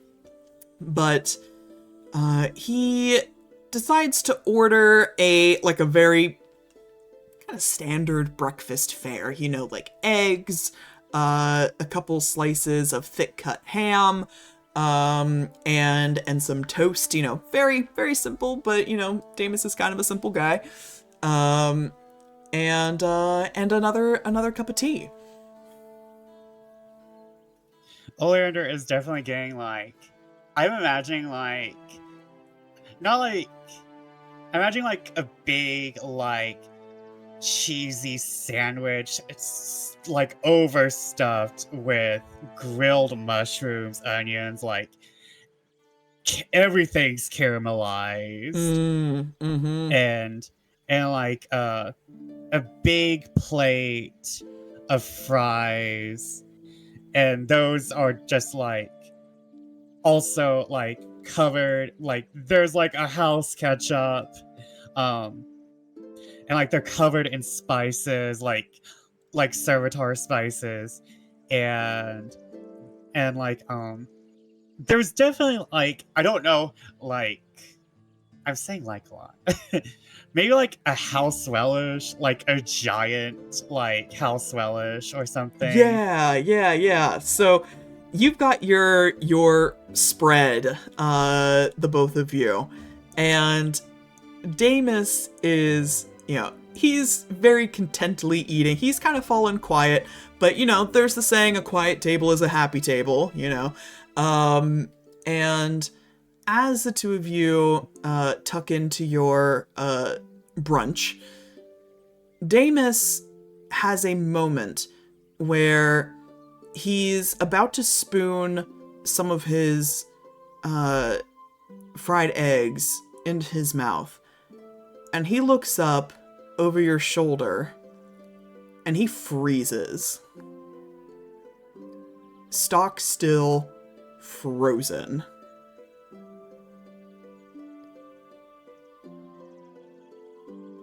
What do you see? He doesn't say anything. His hands start shaking. I slowly turn around, look over my shoulder. You see, as you turn over your shoulder, a man has just walked into the establishment. It is a tall, thin, sinewy, kind of lanky man. Very sharp-featured, dark, slicked-back hair. Angular nose. And to you, I'm not going to make you roll. You're the expert here. You've seen the portraits. You recognize Cassini's presence. Does it look like he's noticed us? Give me, we'll call this insight to sort of gauge how he's behaving. 24. as of this very instant, he hasn't noticed you, because he's further away towards the door. But he is moving with purpose.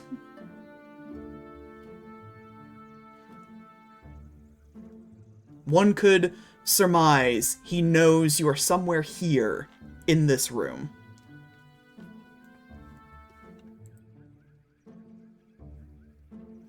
Do I see anyone of the Rogues Guild within the restaurant? Or how well do I know this owner? Good question. I hadn't expected making a diner owner today. I would say you're, like, you know the owner, you know him, but not like...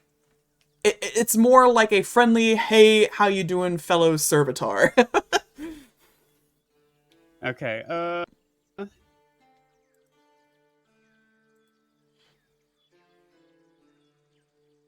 and I noticed that Davis is not looking good. Oh no, Deimus is growing, like, the color in his face is draining with each second.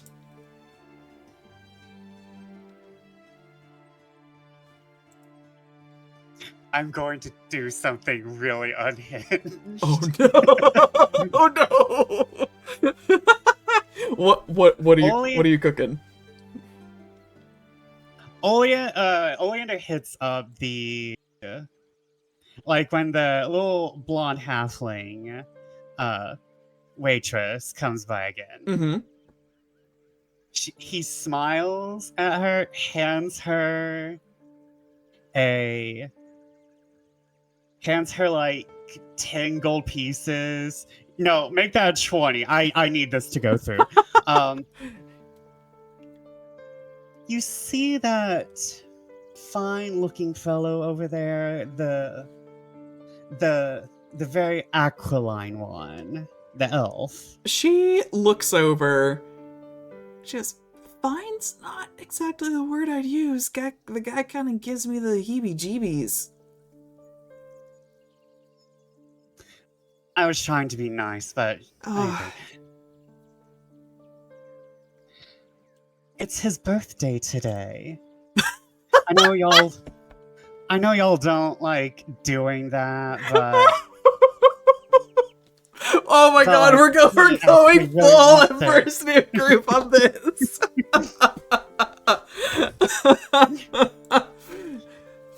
Oh my god. All right. She look. I would have said roll a persuasion, but you gave her enough money that I think she'll just she'll pocket it and be like, yeah, okay, we can do a little, a little song and dance for him if that's for his birthday. Perfect, thank you. And he lets her run along. He'll like slap down the money needed on the table, and as soon as the birthday happens. Yeah, you hear the congregating of employees. There's only like 4 or 5 of them. But you hear the faux jolly tune of happy birthday from all of us. Yeah, and the song continues. He is grabbing Davis, putting him on his back, going out the back. Oh my god! Now, as you are running your way out the back, I will give you make a stealth roll with advantage since you provided a distraction. Okay, which one of these is stealth? Oh, thank God. 24. Another 24. All right, yeah, you can scooch your way out the back, and into the alleyway, and almost as soon as you're out of the diner and out of the immediate vicinity of Cassini, Deimus starts to breathe again. And he just holds onto your hand, like white knuckling your hand, unwilling to let it go as he recovers his breath. Oleander just lets him recover his breath and lets him, and like even if it's painful, Oleander will still let him hold his hands. Take deep breaths. Deep breaths. You're safe.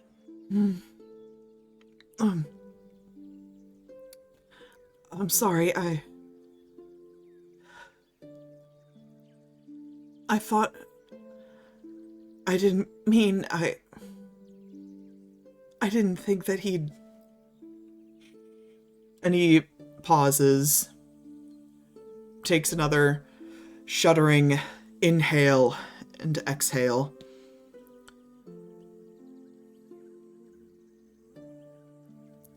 I didn't think I'd see him again so soon. It's fine. I'd probably act the same exact way if I was in your position. Take it slow. We can walk the thieves' ways to get home. We should go. We should go. And like I began leading him down the nearest roadway, like the closest underground entrance. Yep, you lead him to one of your safe houses and subsequently into the underground tunnels. And on the way, I grab like whoever, whatever, gutter snipe, a thug, and I'm like, I need you to get plague here. Okay, yep, you can find one of your little street urchins and send the word to Plague that you need him ASAP. The kid will scamper off and through one of the different tunnels, and yep, you can presume that Plague will sooner rather than later get your message. But as you are walking through the halls, again, Deimus seems to collect himself as much as possible, but he's still quite rattled.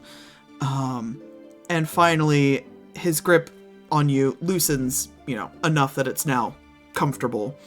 And he looks up to you, and he says, I'm sorry that I couldn't do anything. No, don't be sorry. That's... He, pushes his hair behind his ear. No, Yeah. I should be sorry because I'd been training. Sir Gwyn was helping me. And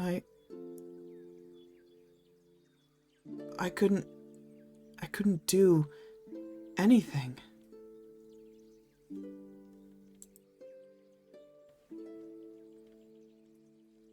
Oleander holds him close, and he folds down and holds him close, and not hugging him, but putting his arms on his hands on his shoulders. It's really hard to face someone who is literally your every nightmare given birth. The fact that you could even be there and you were willing to you at least gave me warning. But don't worry. That man is literally a monster. And wanting to be brave in the face of a monster is bravery enough as it is. You can get there. But right now, that was enough.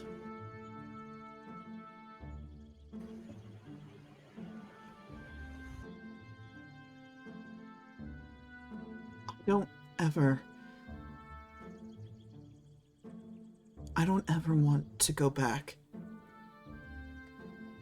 I want to be strong enough to stand by you and the others.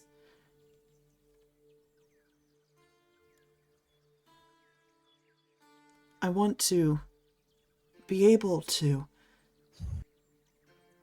go to Snowflake with you and see the snow-covered mountains and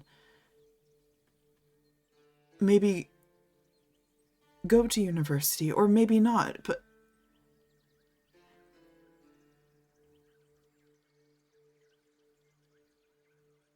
there's so much I want to do.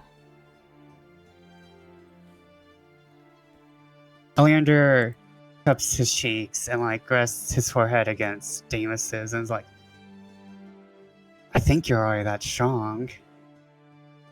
And he kind of leans forward to kiss him. I'll give you a little smooch back and give your forehead a little nuzzle. I don't feel very strong, but I think I can get there. And that's more than I've ever been able to say before. You're getting there. I believe you're there, but sometimes I know I might have to wait for you to get there. You believe to get there. I'm willing to wait. He gives a big smile. His eyes kind of mist over a little bit. But he gives a little sniffle, a wipe of his nose on his shirt cuff, and he'll take your hand again and continue down the tunnels. Having this big ass romantic talk, and we're in the middle of the dankest tunnels. Yup. A thief's life for me. All right. Anything else, Oleander, before we swap over? If we can manage to get Plague, but Oleander just basically says, "Hey, Plague, Cassidy's in the city." We'll kind of hand wave that. We'll say that happens in the background. You have this conversation with Plague. Dude will immediately leap into action. It's like we have enough. We have literally placed everyone in Wishbone. Yeah, all the players are here. Yeah. So with that, I realized that I accidentally skipped over a thing. So we'll go back to that. Luella. Ayo. Luella, what have you been up to today? I think today Luella has been has joined her few employees that are left in poring over old contracts and records and such things. Are you doing this at your law office? Yes. Okay. As you do so, The few remaining employees are scuttling about. They're very busy. Bellamar, as ever, is running all sorts of higgledy-piggledy all over the place. But at one point in the, we'll say late morning, early afternoon, he approaches your office, gives a little knock at your door, but doesn't wait to come in. You guys kind of have that rapport. And he has, as ever, just stacks of stuff in his arms, and plops himself down in the chair opposite of yours across the desk. Miss Dalwicks. Bellamar? I believe I have found something of great import. You see... She begins clearing off a space for him to set everything down. Ah, thank you. He dumps the pile of stuff and starts rummaging through with his multiple arms for particular envelopes. One of the clerks was perusing through the royal archives as per your instructions, and she happened upon a tucked away envelope that I think you would find very interesting. You see, this came from a particular older box that came from, as we dated, perused through the rest of the contents. This would have been during the latter half of King Maurice's reign. So, I think, well, I'm sure this will, once you read it, it will explain more clearly than I can surmise. And he will hand over this older, faded envelope to you. It has a seal that's already been opened. It is the royal seal. And it looks like, even though this is old paper, it has been pressed together, like, between lots of other stuff. So it's been well preserved.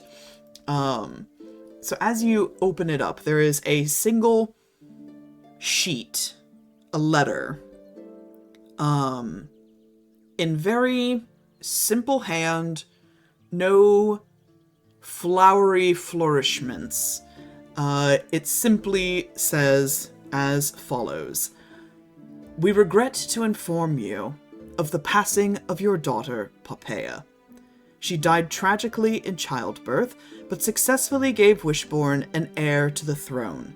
Her legacy will live on in her son, Bastian. While we understand that as her family this tragedy comes at a great shock, rest assured that Queen Poppaea has been cremated and put to rest according to the wishes written in her will. Bastian is to remain at the palace until he is of age, and no attempts to contact him will be permitted. No further inquiries will be made, and a sum is to be paid to your family for your bereavement as a gesture of goodwill from the crown."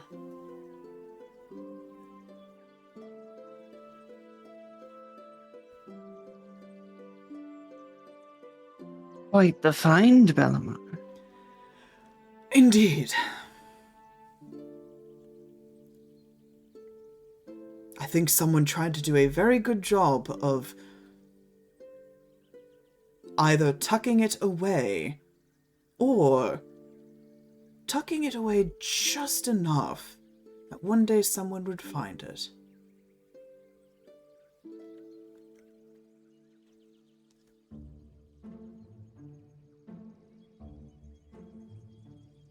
If only we were so lucky.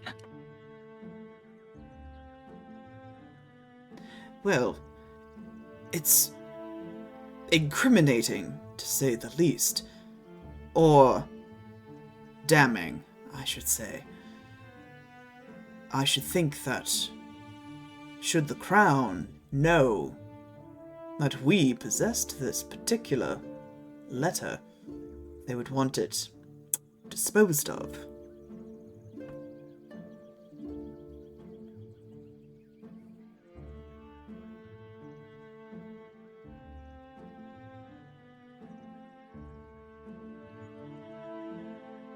Perhaps then it would be prudent to ensure that such a misfortune never comes to pass. Quite. To be tucked back, then?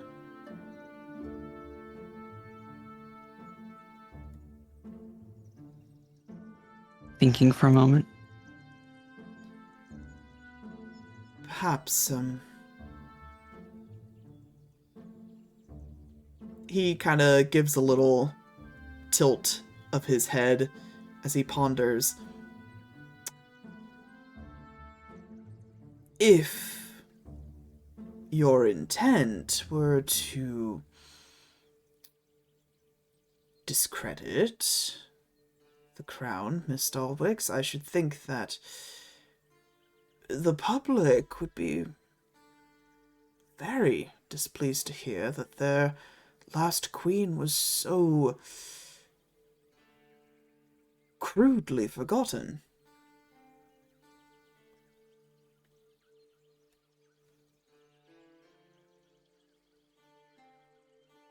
I believe that indeed would be quite a rousing thing for them to learn.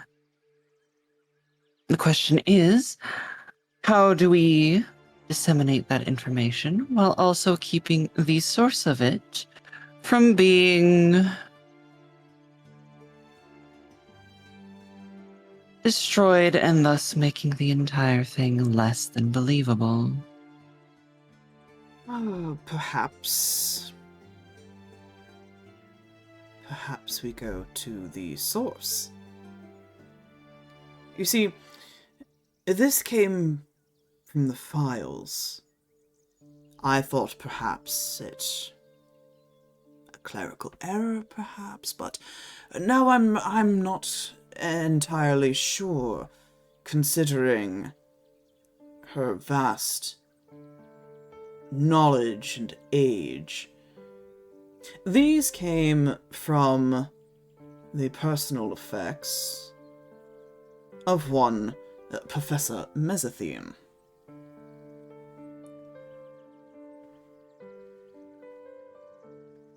Oh?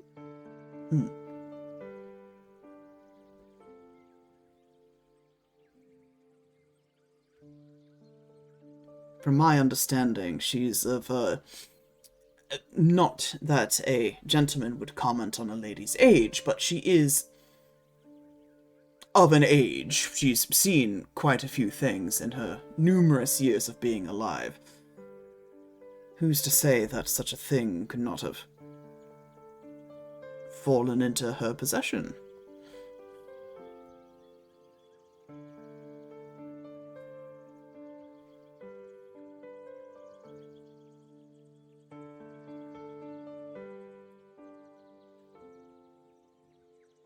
That would be quite the interesting thing on its own, to be sure.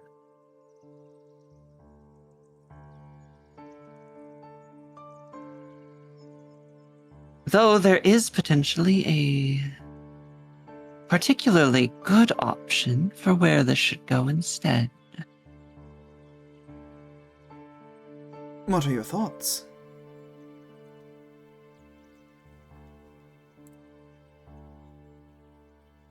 Another party who would be invested in the matter, though somewhat neutral, who has been partaking in all of the intrigue thus far.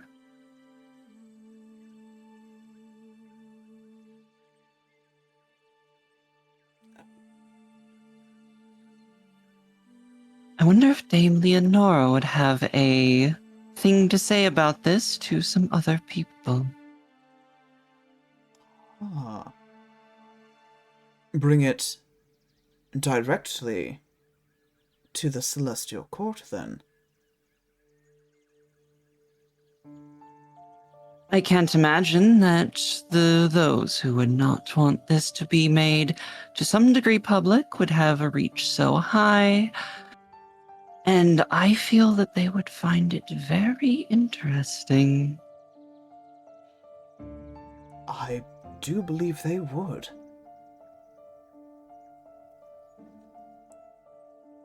Well, I can't say that Dame Leonora has visited the capital in some time, but I believe that she would be relatively close on your heels. Yours as in you and your entourage.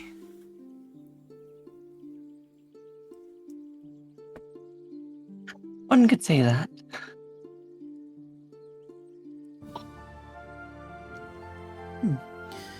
Well, I suppose we leave things to chance in hopes that she arrives, or do you have a means to contact her? Oh, you cut out. Do you have a... He asked if you had a means to contact her. Yes. I believe you do. Will's gonna pull out the scroll of sending. Uh-huh. Yeah, so you can, if you wish to use that now, you absolutely can, or you can save it for a little bit later. Sending gives you, only a few words to play around with, though. I think you get, what, 20, 25? 20. I think so. Hold on. I think it's 25. Yeah. It's either 25 or 24 for some silly reason. Boop, boop, boop. 25. It is 25. Count on your fingers. All right. Are you wanting the scene to continue, or am I like super quick writing this out? I leave that up to you. If you would like to do it now, you absolutely can, or if you want a moment to prepare, we can come back to you.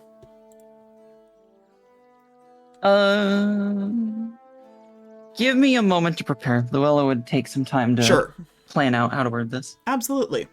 In that case, as you and Bellamar start to plot out your message to Dame Leonora, we are going to pan across the city to Topaz. Mm-hmm. Your time has come, my dear. It has come. I think Topaz, having gone on their few errands, would come back to the Blushing Peony and reconvene and do a few last-minute checks through their stuff, but also probably say good morning to Essie at like 1 o'clock in the afternoon. Yep. By the time you return, Essie is awake. He's dressed. But yes, he's having his breakfast. Good day, Topaz. He catches himself because it is no longer morning. Sleeping in a bit as usual, I'm sure. I actually thought I was up fairly early today, all things considered. I've been busy. So, a few things to update you on. First of all, Wild is set to bust going out of jail. Huh. That's good news indeed. Although I hope that, his showmanship will not be a detriment to the rescue operation. I think that Lily's part of him wants to, really wants to do it particularly just to hold it over him, if I had to guess. That I can most certainly imagine. Wouldn't exactly let it fail just because of the need to put on a show. After all, it'll be happening on the night we put on a show. That's good news. Second, And you can see she's got like essentially like a little briefcase. I may or may not have taken out a loan of 10,000 gold. Pardon? Oh, this little briefcase here has 10,000 gold in it. My word, you have been busy. How on earth did you manage that? I talked to Darcy. Did you? And I may or may not have lied more in that one conversation than I probably have in the entire time that we've known each other. I'm certainly very proud of you. Essie, are you a bad influence on me? He gives a little shrug and flips his hair over his shoulder.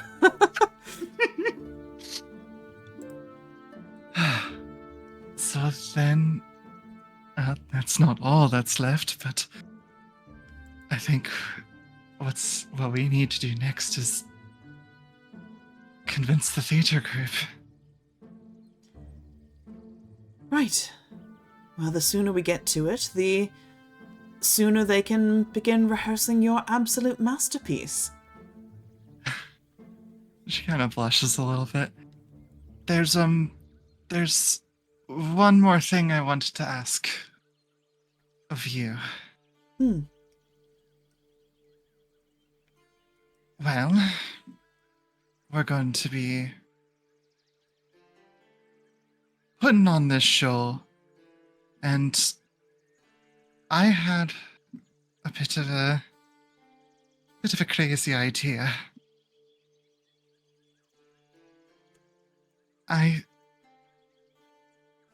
If you would agree to it, I think you should be Isolde. His eyebrows kind of raise at that, but there's a bit of a devious quirk to his smile. Is that so? Well, I mean, we're going to be telling the real truth and not just the one where Isolde just falls head over heels for Cornelius at the first sign of affection. So I figured you know your sister better than anyone, so... And I also am writing a small epilogue where you could tell the audience... Well, I suppose... Tell them that it's all true.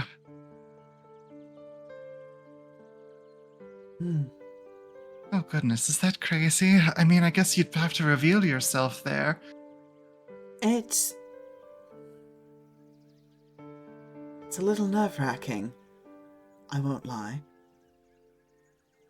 It puts me in a particular perilous position. If you don't want to take that chance, then it's fine. He shakes his head.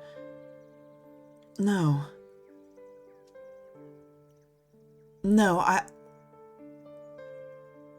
I want to do it. I think I have to. You've all done so much for me. And I think it's high time I stuck my own neck out.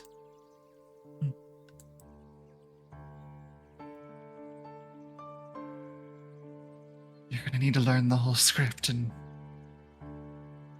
2 days. Well, I have all night. I suppose so.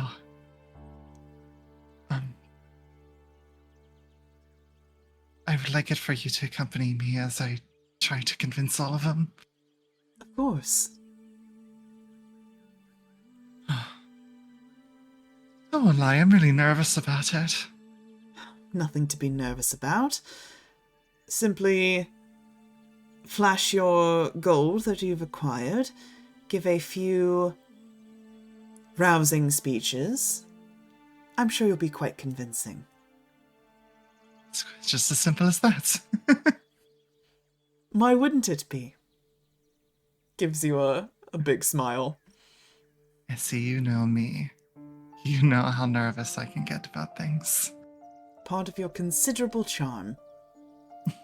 Is it? Oh, goodness. Raises his eyebrows, takes a sip of his tea.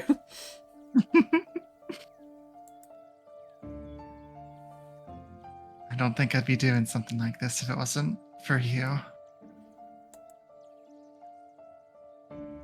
Well then, let us make the most of it. Right. I'll kind of go up and gather all of the pages of the script. And I realize I didn't mention this, but probably safe to say that Topaz would have Diamond make copies of it. Sure, yeah. She can make to- some copies on her printing press. Yeah. Just real quick, and then just take the big old briefcase of money, the script, and just be like, look over at Essie and just be like, okay, just the whole of everything. Sitting on this one moment, I'm sure it'll be fine. He'll put a hand on your arm. It will be fine.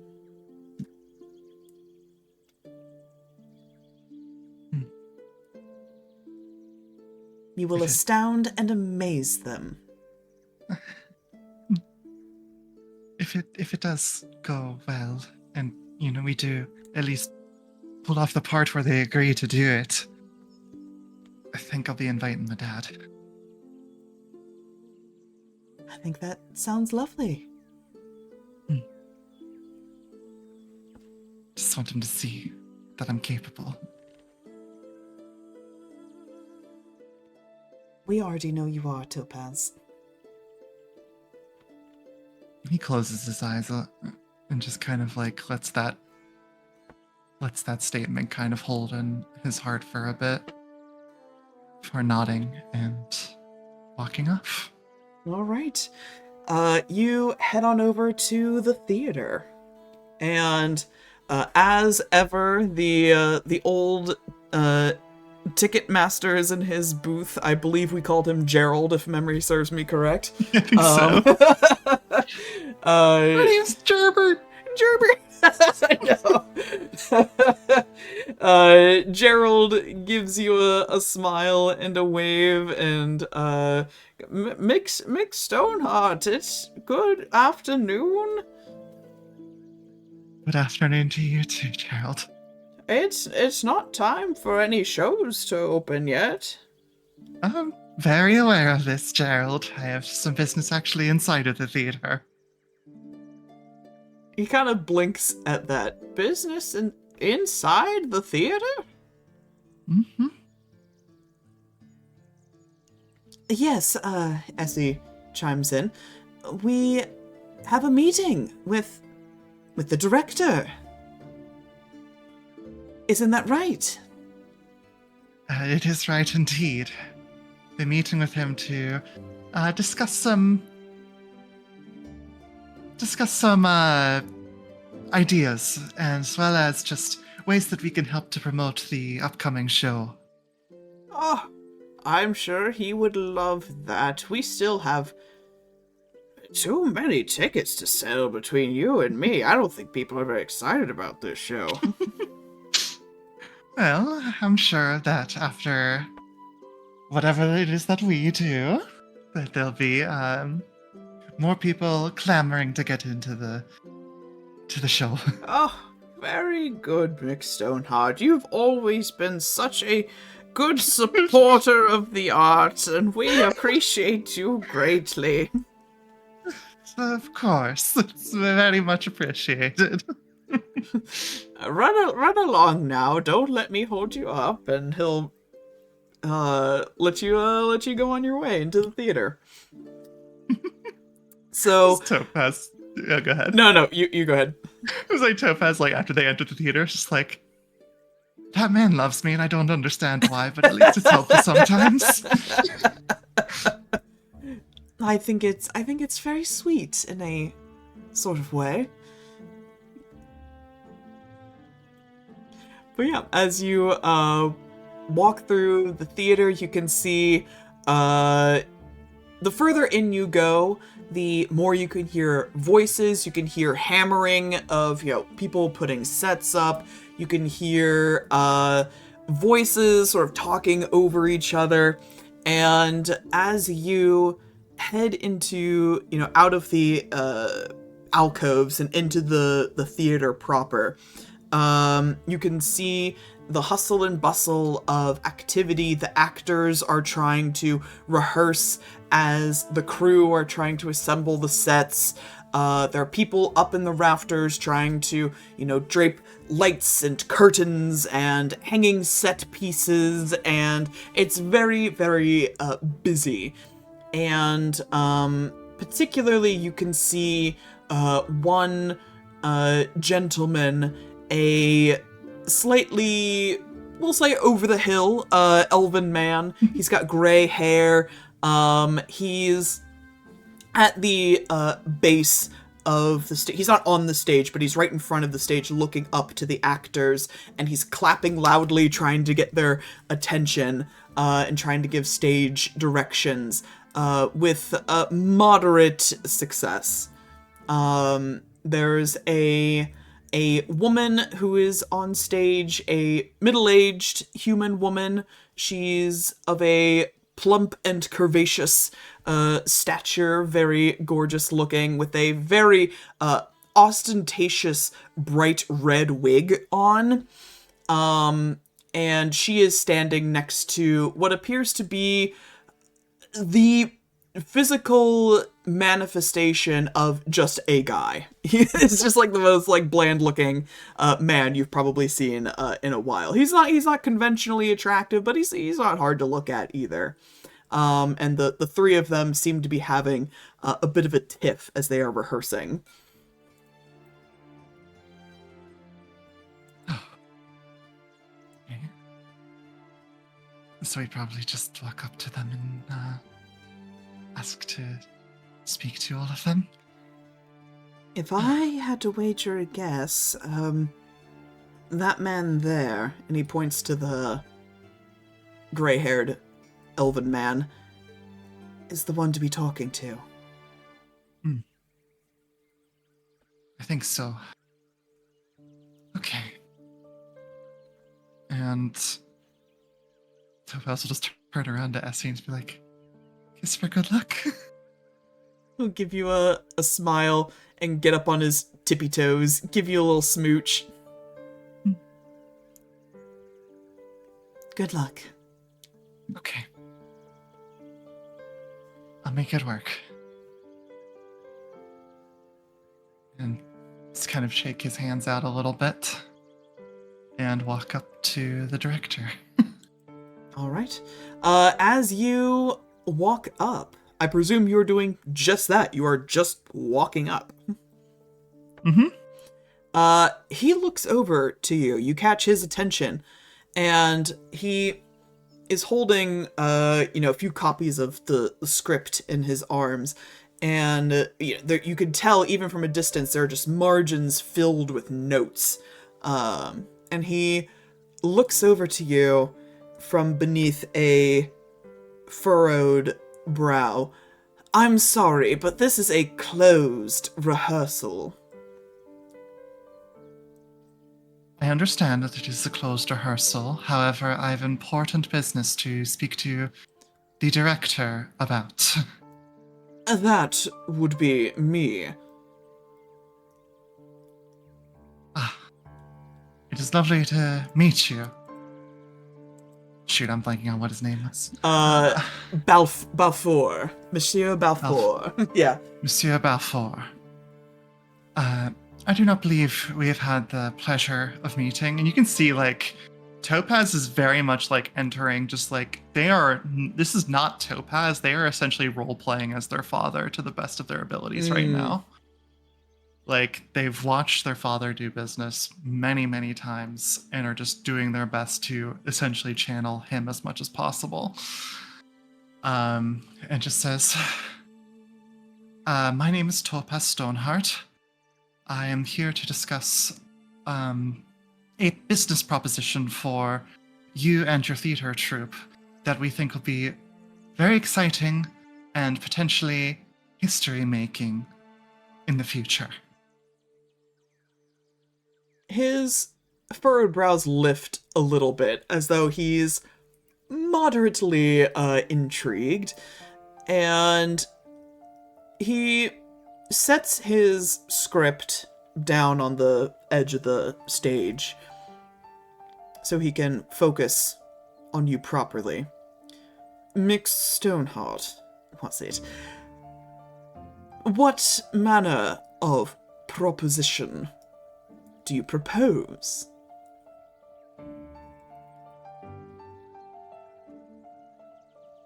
I have with me a few new copies of a new version of the script for this play.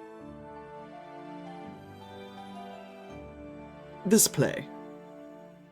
The This play that play. we are rehearsing. The Queen of My Heart. That'll be correct. Well, I'm sorry to say, we are already running this play in 2 days' time. So, as I'm sure you can imagine, we are quite busy. I understand that you're busy. However, I have heard a rumor that it's not selling particularly well. And so, He kind of bristles Considering- a little bit at that. considering the fact that people have seen this play many times before and understand that it is just simply a fanciful retelling of a history told in a way that is very much an exaltation for old King Cornelius, we propose a bit of a different situation. He stutters a little bit. But this show, it is tradition. You can't just change it. And at this point, the woman in the red wig will approach and sort of kneel to be a little closer to your eye level. Oh, come on. It's been so long since we've done anything fun. We're always putting on this dreadful show. What?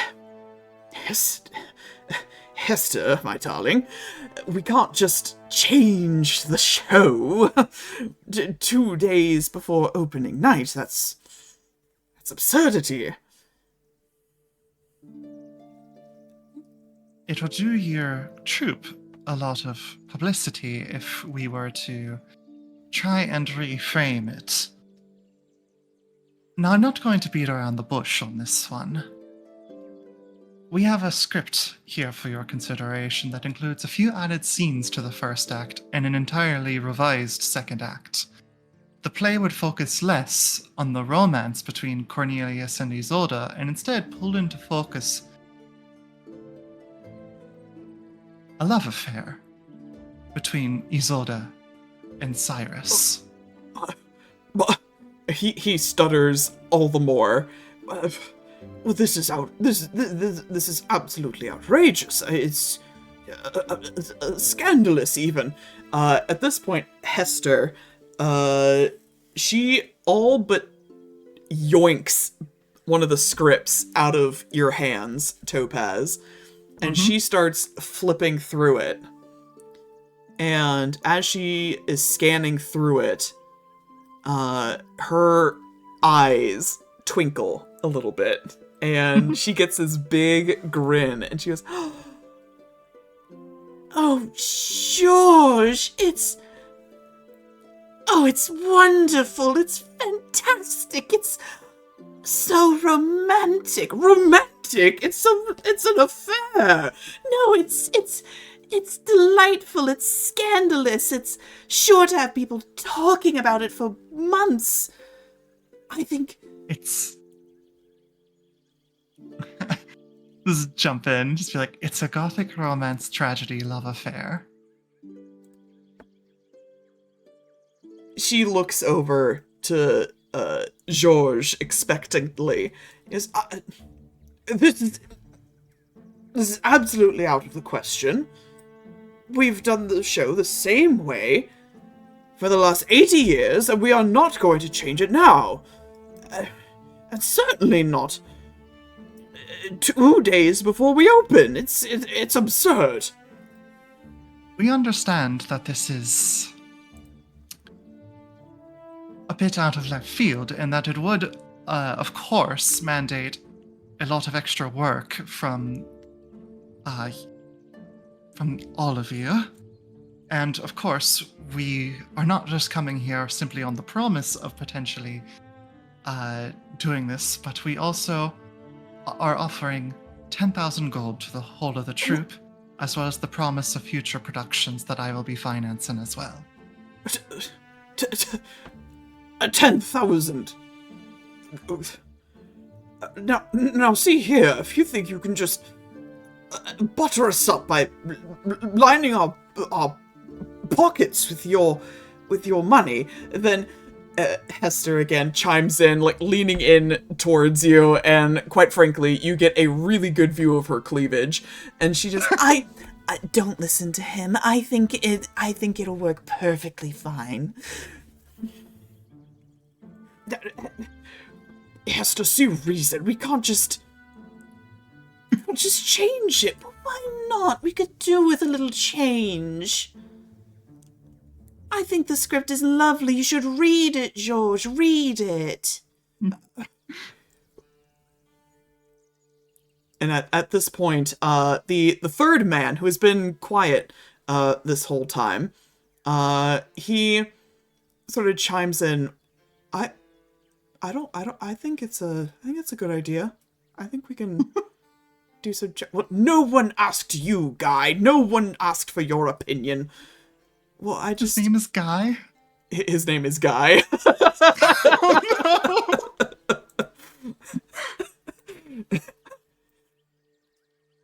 no! You're just saying that because you play Cyrus and you want a larger role. Well, I mean, a larger role would be pretty cool, but I don't really do much. I kind of die off stage, and that's really it. I think there's a lot more to this role than you think. Oh, shut it, Guy. No one can. You're not a thespian. You're a stand-in. Anybody could play Cyrus. And the three of them start to bicker amongst themselves as they try to figure out what to make of this proposition. Topaz, like, as they're kind of talking, goes back to Essie. Is just like, I don't know when's the right time to tell them that you would be playing Isolde. Probably get them to agree first. Agree first, right? Yes. Okay, I'll try and seal the deal then. Shakes their hands out a little bit more. Just, okay. Now, of course, this would not just be... this would be something I would be willing to oversee, assist in any way possible, to make sure that we are able to get to the point that we are at come opening night. Willing to do whatever it takes to make it happen.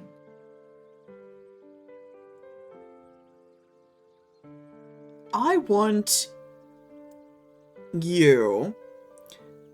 I'm going to say you have an option here. You can make your persuasion check. You have advantage. I know you also have a reputation tag in your back pocket. This is the exact situation I've been waiting to use All it for. I wasn't about to put this whole heist on to chance, even with advantage. So Would you like to use it then? I would gladly use my sincere reputation tag So to pass this check. yes, so friendly reminder to everyone, how reputation tags work is once you acquire them, you can use them to succeed any social encounter within the reasonable realm of, of reason for that tag. So for instance, Topaz, you have a sincere tag, which means that as you are giving your explanations for this project, your earnestness to want to see it and by proxy the troops succeed. You've already won Hester over. She seems very eager about this project. You've won over Guy as well. He's excited by the prospect of a larger role. But when it comes to Georges Balfour, the more you talk to him about it, and the money doesn't hurt either. But he, unlike when he talks to Guy, you can tell he doesn't have a lot of respect for Guy. But when he talks, or when he looks at you, and he sees what you are describing for this production, your ambitions for this project, he gets the feeling you are, in fact, sincere. This is something you want to see, not just for the sake of making money. This is a story that you want to tell. And for a fellow artiste, there is no greater ambition. You realize, of course, Mick Stoneheart, that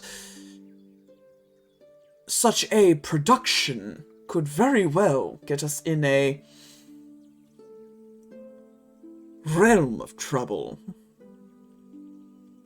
I understand. That is partially why I promised the financial assistance to future productions. If there is any necessary smear campaign or backlash, I promise that your troop will be back on the map.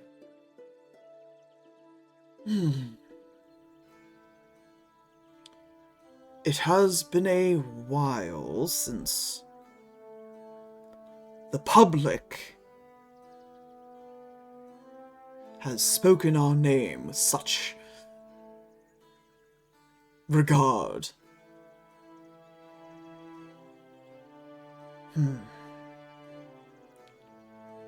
It would certainly get them talking, George.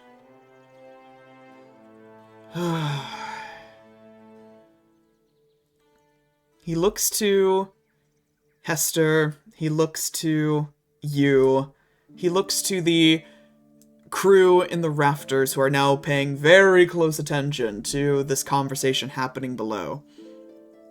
And back to you.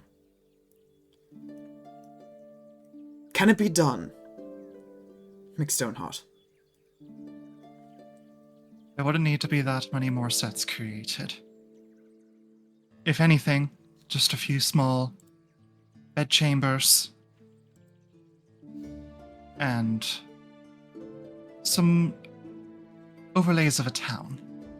But other than that, all of the scenes take place in same places, at Hololight Estate, as well as the Royal Capital. The lift for all the tech crew wouldn't be that heavy.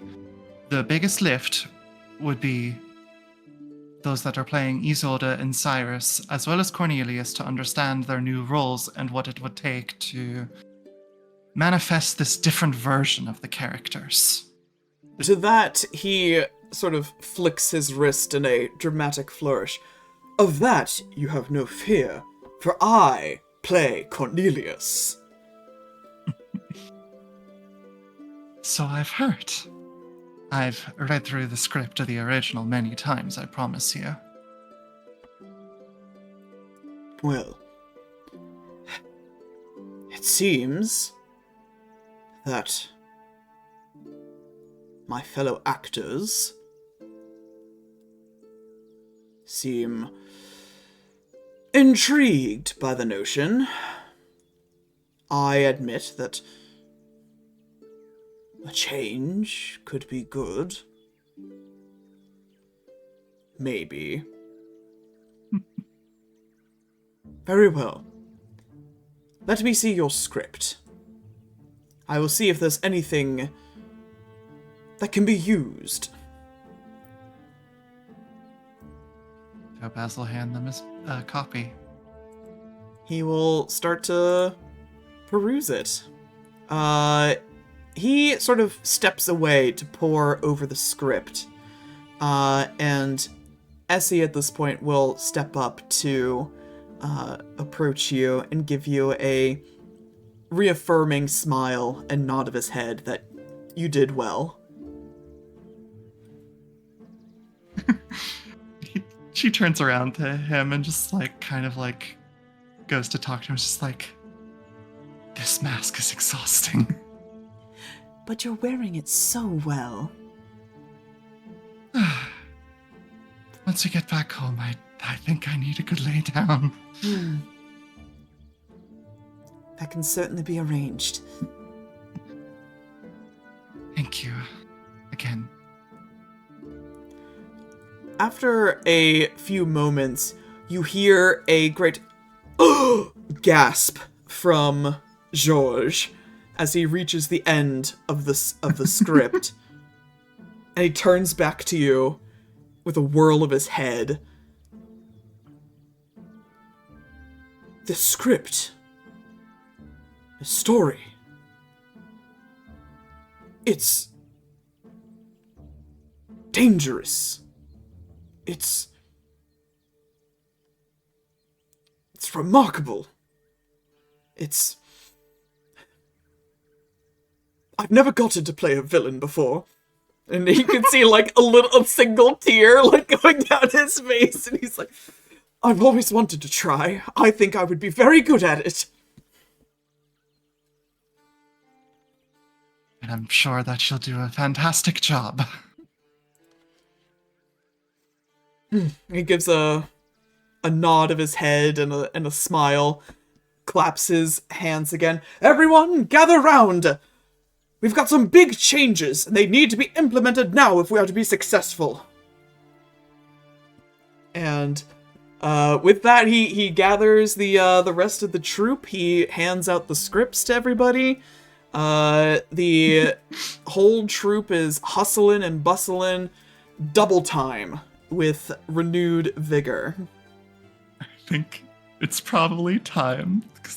I just go up to him and just hold out a hand and says, "Are we agreed then?" Yes, we are agreed. And he'll shake your hand. Perfect. And then Topaz will hold out the briefcase. 5,000 tonight, 5,000 after the show. A fair deal. Now, I must borrow Hester for a moment to discuss. Certainly, yes. He gives a snap in Hester's direction, which catches her attention, and she looks over to you with a big smile and approaches.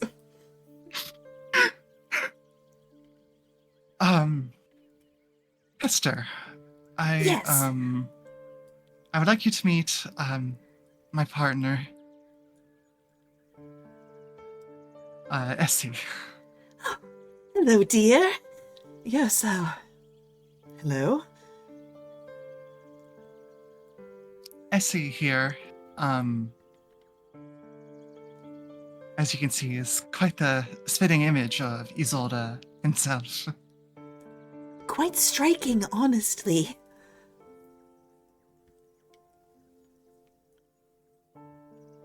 She blinks at you expectantly.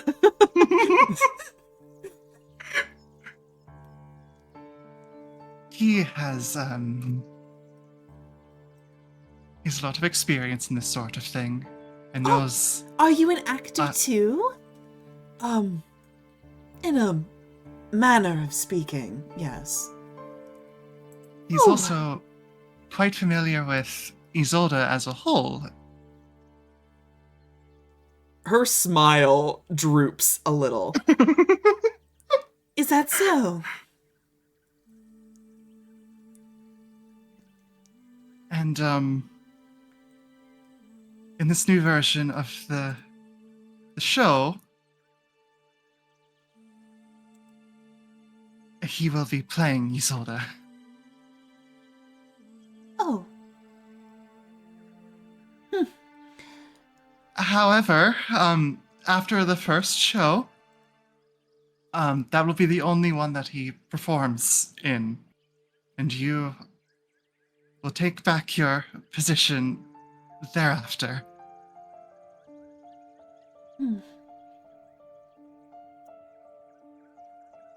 An understudy, then? I've never needed an understudy before.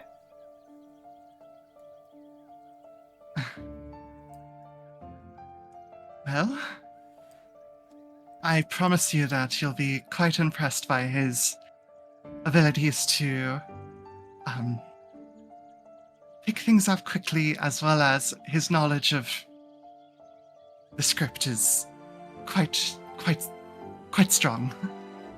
She gives a big pout, and she looks over her shoulder back to Georges, who is frankly currently counting money. And and she sees him doing so, and he looks to her, can tell she's unhappy, points to the money in the briefcase, and she picks up the message, "Do it for the money." Which she kind of told him to do that just a moment ago, so she can't be hypocritical about it now. The deal's been struck. Yeah, and she looks to Essie and kind of glowers at him. Your Just- name will still be on the playbill. Just one night? Just one night.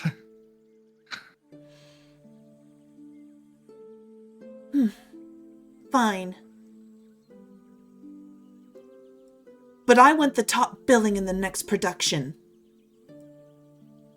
Of course. I have a few in mind, so I promise you that they are all female-led. You're lucky I like your script. And she gives a toss of her very fake red hair, and grabs Essie by the wrist, like, come on, I'll show you the stage placements. Topaz just looks to Essie like, I'm so sorry. He's like, help, help. She's like, do you want me to come with you? Do you want me to? He'll shake his head like, no, it's okay. Okay. So sorry. I'll sleep well tonight, I promise.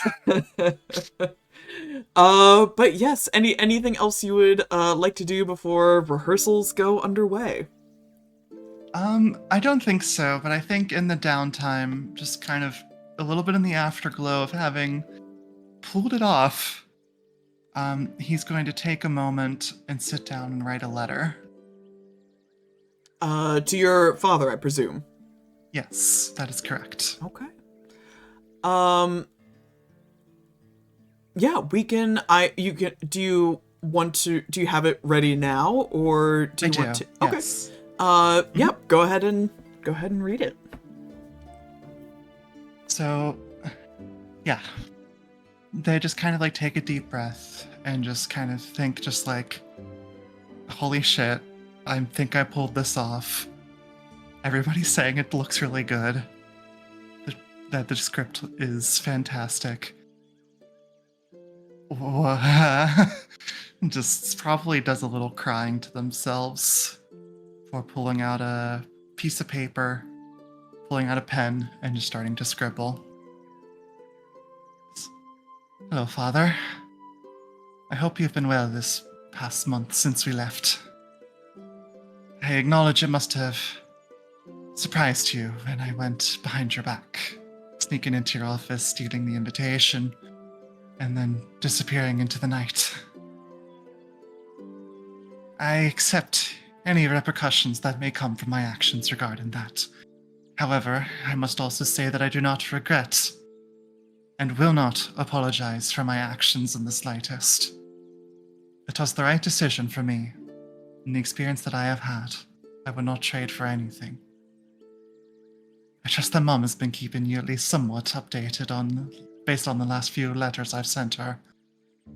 I'm currently in the capital and have been hard at work these past few days on a large project that I think may finally show you what I'm truly capable of doing. In just a few days, there will be a performance at the theater in the capital that I wrote, produced, and directed. It will likely cause a bit of a stir in the community and the country at large. However, what it is that I am making is something that I'm truly proud of, and I want you to be there to see it. Things are turbulent, and I feel as if I told you any more, you'd likely think I've gone insane. And I'm putting myself in unnecessary danger and many other things. So I just want to ask you to trust me and support me. No, we haven't seen eye to eye, ever, really. But I want to show you that I can be worthy of the Stoneheart name. No, maybe it'll be better to say that I know I am worthy of the Stoneheart name. Hope to see you there. There'll be room in the box. Topaz Stoneheart. Oh, lovely. Yeah, you can send that off at your earliest convenience. And, you get to, start your very first rehearsal. I get to work. You get to work. Speaking of letters, Luella. Hello. Hello! Do you have a ascending message you wish to send to Dame Leonora? I do. All right, fire away. Discerning Dame Leonora, conspiracy runs deep. Your presence in the eyes of those who look down upon all are requested most urgently at my office. Dang, that's like the floweriest sending spell I've ever heard, ever. I am impressed. I had to make it flowery. Luella would not do a message that is just info, ever. No, that's so good. Dame Leonora, because sending spell, you can get an immediate response. Her response is, very succinct. And it basically, let me start counting on my fingers. She just hits me with the K. Yeah. Understood. I will be in the capital tomorrow. See you then. Very simply. Thumbs up emoji reaction. Yeah.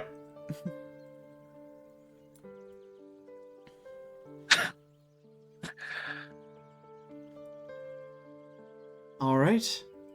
You have your confirmation. She will be back in the capital the next day. She can meet with you then. You have, is there anything else you want to do with Bellamar before we move on to your next thing? I don't think so. Cool. Because you get to meet with Adora. I know we sort of planned for this originally to happen the night of the performance. However, with just, things IRL shifting around and, plans changing, I like to imagine that she's going to keep the same meeting spot. You can meet her at the box. But she's kind of watching the new rehearsals going on. She's seeing what's happening. Oh, So you can meet her at the box if you like. if she's looking at the rehearsals, oh my goodness, this is a problem.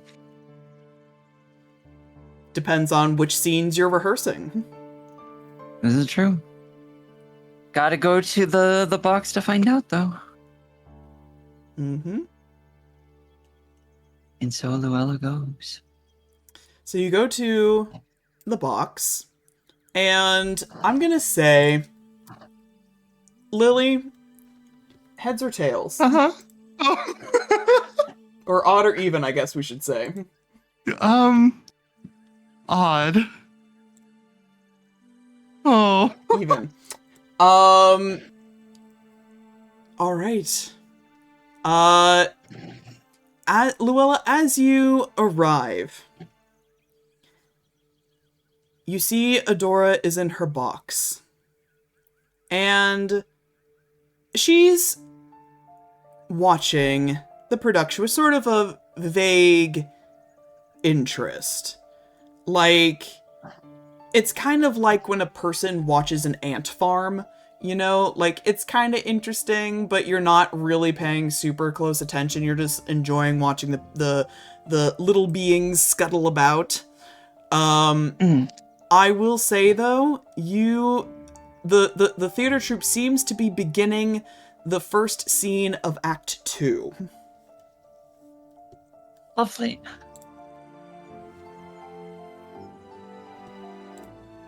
Luella will make her way to the box at a casual pace. As you walk in, she looks at you, gives you a nod of recognition. Ah, you're here then. Indeed I am. I did want to talk after all. So you did. Please, sit. We can talk. Luella's gonna sit down. Is this a no smoking theater? There's no one else here. There are no ushers here to tell you to not.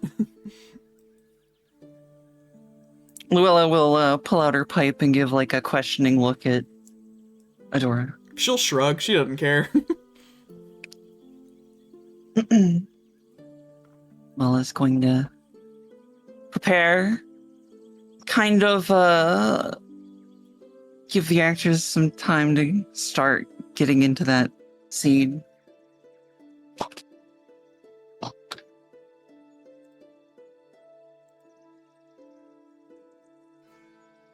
So, about the things that were said while we were at Hollowlight.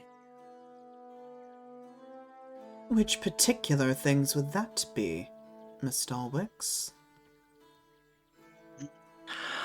Hard to say exactly, as many things were said. But, in regards to perhaps somewhat sharp words, sent in a certain direction of somebody, I felt I would like to apologize. You apologize. Indeed. Whatever for?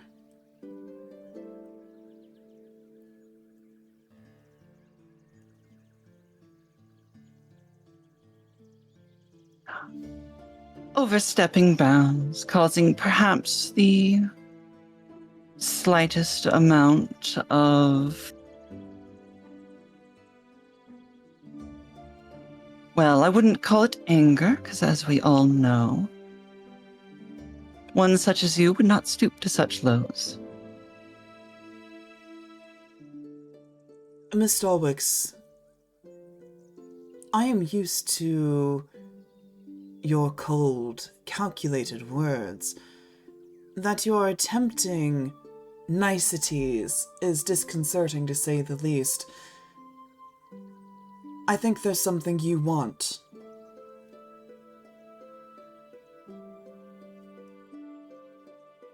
What I want at the moment is to bury the hatchet. Really?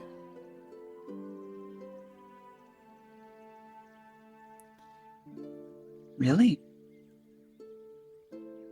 Why now? When else would I? When it's of greatest profit for you. I'm trying to figure out why that would be in this moment.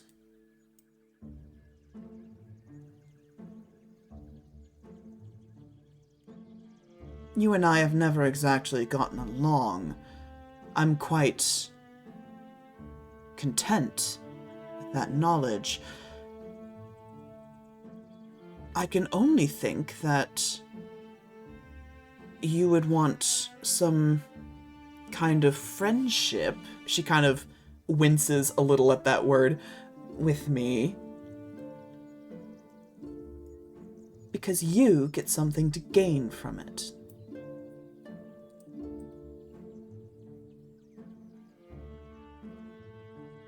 I did not come asking for friendship, but a return to neutral ground.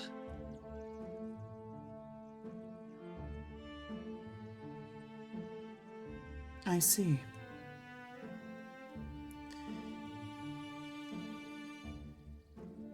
And once let's say we do return to neutral ground, you and I, at what part do you try to sermonize me? To suddenly have some concern for my well-being? Miss Stolwix, you and I both know that you don't care about me.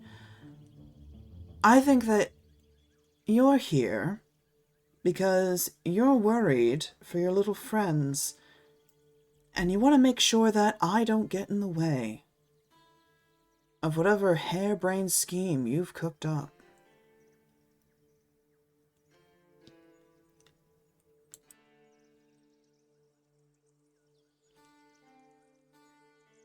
Noella's gonna take a puff on her pipe, blow out some smoke. It turns to an owl and perches on the railings of the box and looks at Adora.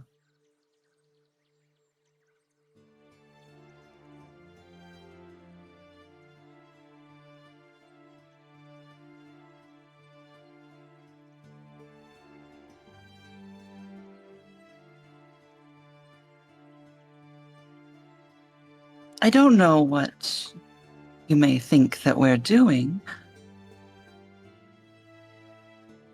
but I also don't think that you would particularly choose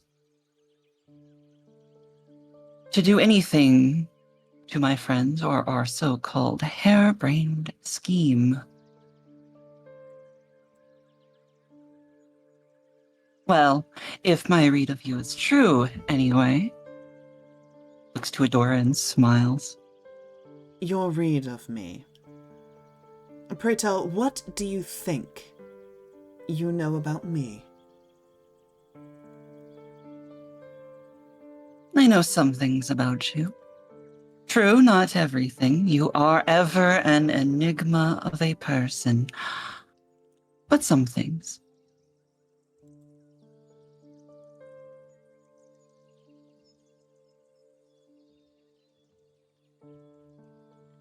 She looks over the railing of the box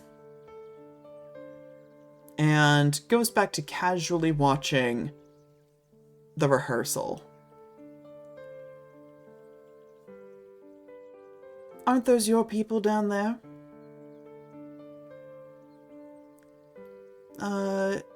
Mick Stoneheart. And is that Etsy, I see. Curious that he should be here, of all places. Lola makes a show of looking over. Oh my, it does seem that that is who is down there. You mean to tell me that you had no idea? Maybe some. But I do not pry too heavily into the hobbies of my comrades. Hobbies. I would have thought that Dame Leonora would keep a much tighter leash on the star, all things considered. Yet I don't see her anywhere.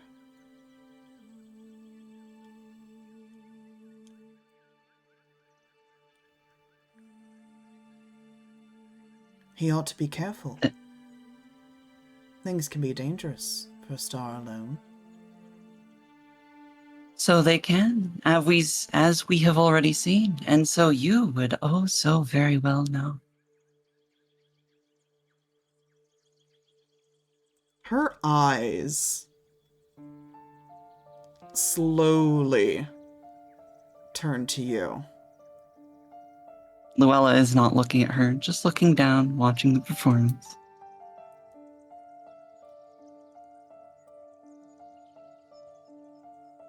What do you mean by that?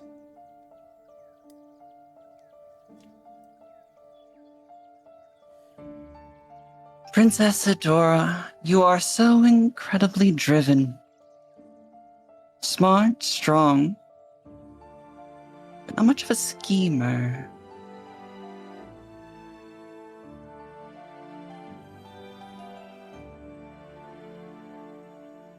Her tail starts to flick back and forth in agitation. I don't know what you think you know. What you presume to be accusing me of. But I would be very careful if I were you, Miss Dalwicks.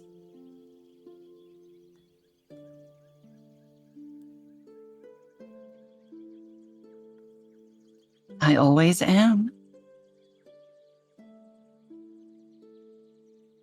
After all, I should hate if anything were to happen to you. That would leave certain small ones alone, wouldn't it? Indeed, and that would be the greatest of shames. But if it was to leave them a better world to live in, a chance to grow up happy, well, who would I be to not give them that opportunity?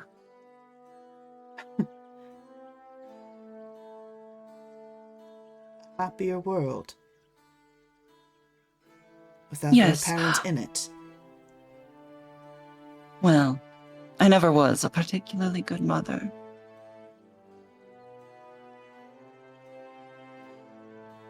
Make me an insight check. Okay. Wait, is this the one? I have advantage on insight. Haha. You do, that's right. And a what? Roll 20 is a little broken, but I think it's fine. I didn't have my character sheet open because I wasn't expecting. Oh my god, nat 20. So, the thing about Adora, right, is she's good at putting up a front but that doesn't necessarily mean she's a good actress. That kind of falls more to her brother's expertise. When the two of you start talking about parents and children, the fact that you stated that you would sacrifice yourself to make sure that your children have a better future, there's almost a wounded look that just quickly flashes across her face. And then when she asks that clarifying question that your children would be happier without their parent, and you effectively confirmed if that's what it takes, yes, I was never a very good mother. There is a feeling, you have this gut feeling that she's emanating some kind of envy. These words are striking a chord with her.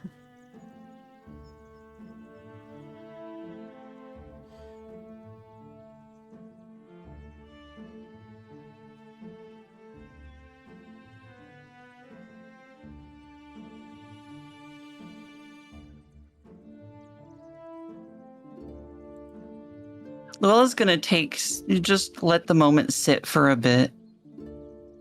Continue watching the rehearsal a little while.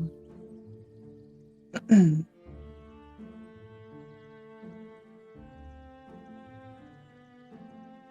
whole time you can tell Adora's getting a little bit antsy. She's a little uncomfortable with this festering silence.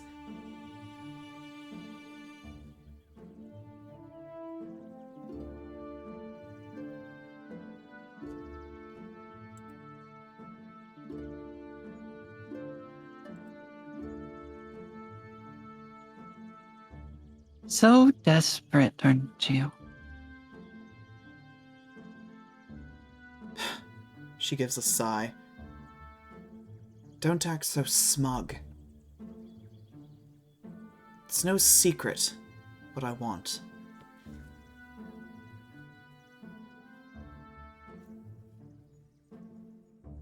Well, the not secret that you seem to have told me before was that you want the acceptance and recognition of all peoples.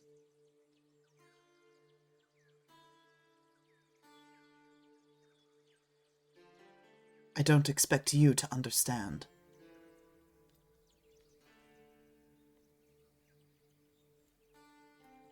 How could I understand one so desperately trying to hide, well, her desperation to be acknowledged by a parental figure that, well, I can't imagine gives you much, if anything, other than disdain?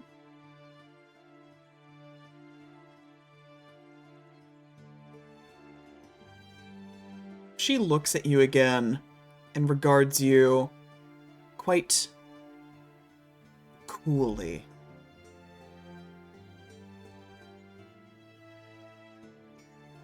And what are you getting at?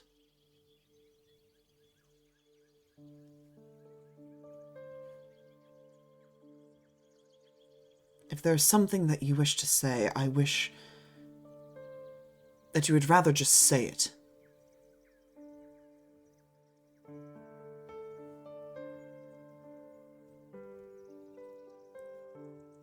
Luella again takes a very definitely slightly too long pause and then unnaturally turns her head to Adora. Good old owl fashion.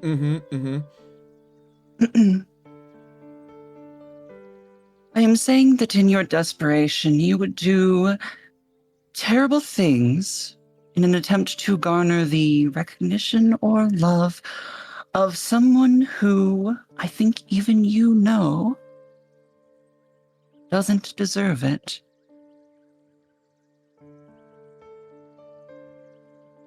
To the point of spurning the love of those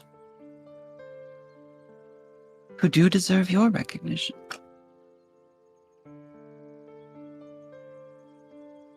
Her hands tighten into fists in her lap.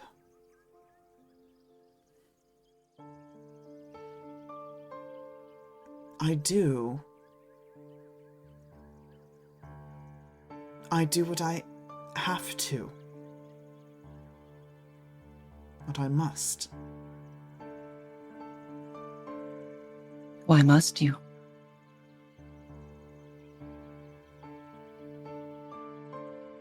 Make a persuasion check. Okay.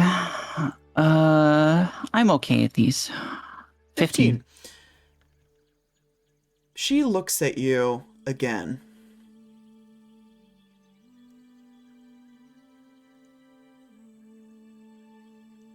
Because I can't go back.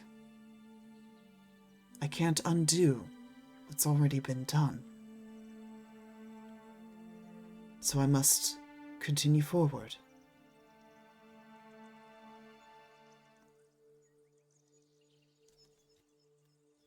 No, you can't do what's been done. But just because you must continue forward needs not to mean that you must continue forward in a straight line to your likely sad and disappointing end. End. And I suppose this is the point where you tried to give me flowery promises of how much better my life would be if I joined you and your motley crew. Goodness, no. As I said, I did not come here to be your friend. I came here for neutral ground. Though, I will be honest, I did not expect to achieve such a thing. No, I'm trying to ensure that those around you who love you and care for you are not hurt further.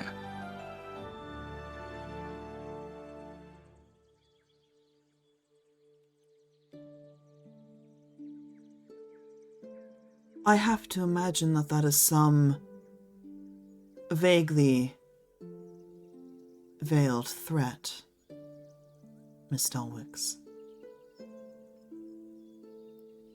Think of it that way if you must, but it is meant more as a mercy. Mercy. I should just step aside then. Let you do as you like.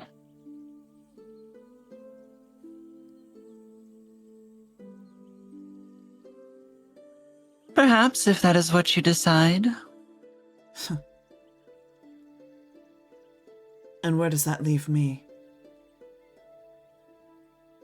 With nothing less than what I have now? I don't think so. You have your family, the ones who do care for you. You know, Alto knows.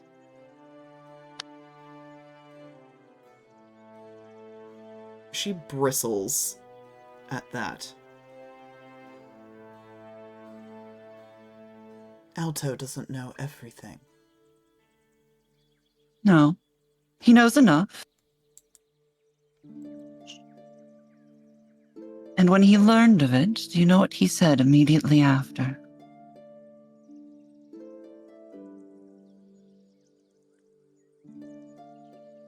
She doesn't say anything, but she looks at you expectantly. He said that he would have done everything you asked of him, everything you wanted him to do, if only you'd asked him.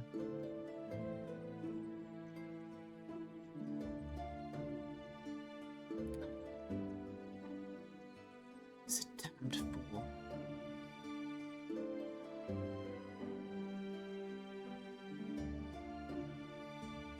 We do foolish things for the ones we love. I believe you have your potentially first shining example of that.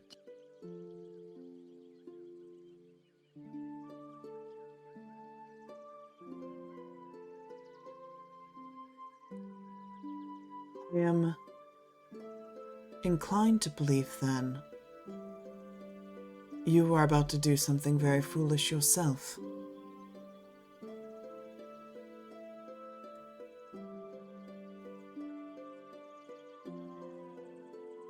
Time will tell if it is foolish.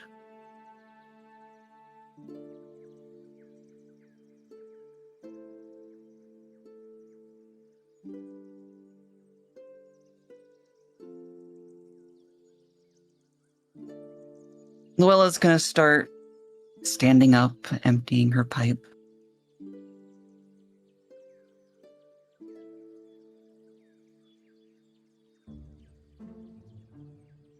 Miss Dalwicks,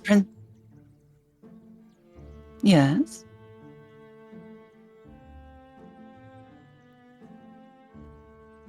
I could never stoop so low as to accept your friendship. She looks over her shoulder.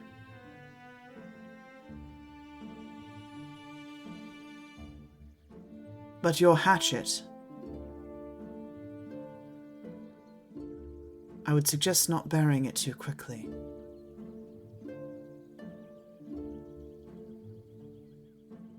You may have use for it yet.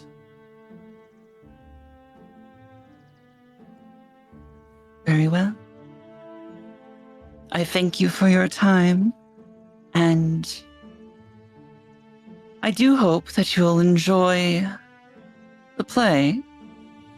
She gestures over at the rehearsal going on, and that you will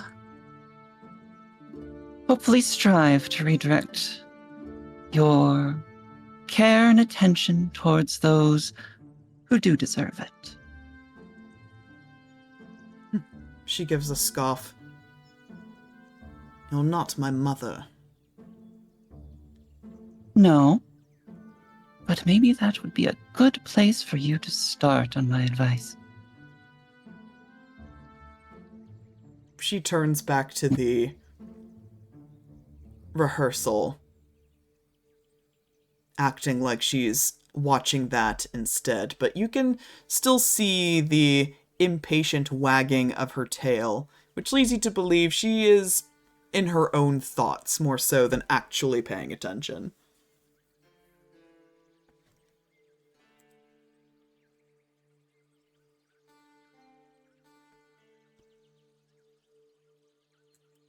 As I said, enjoy the play. Luella will just leave. All right, you leave the princess in her box, and that, I think, is where we will end things for tonight.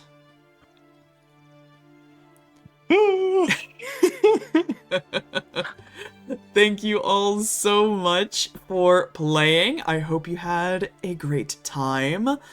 Thank you to everyone who is watching. Thank you to all of the raiders. I appreciate you tremendously. I hope that you enjoyed our silly little sessions. It's always a fun time.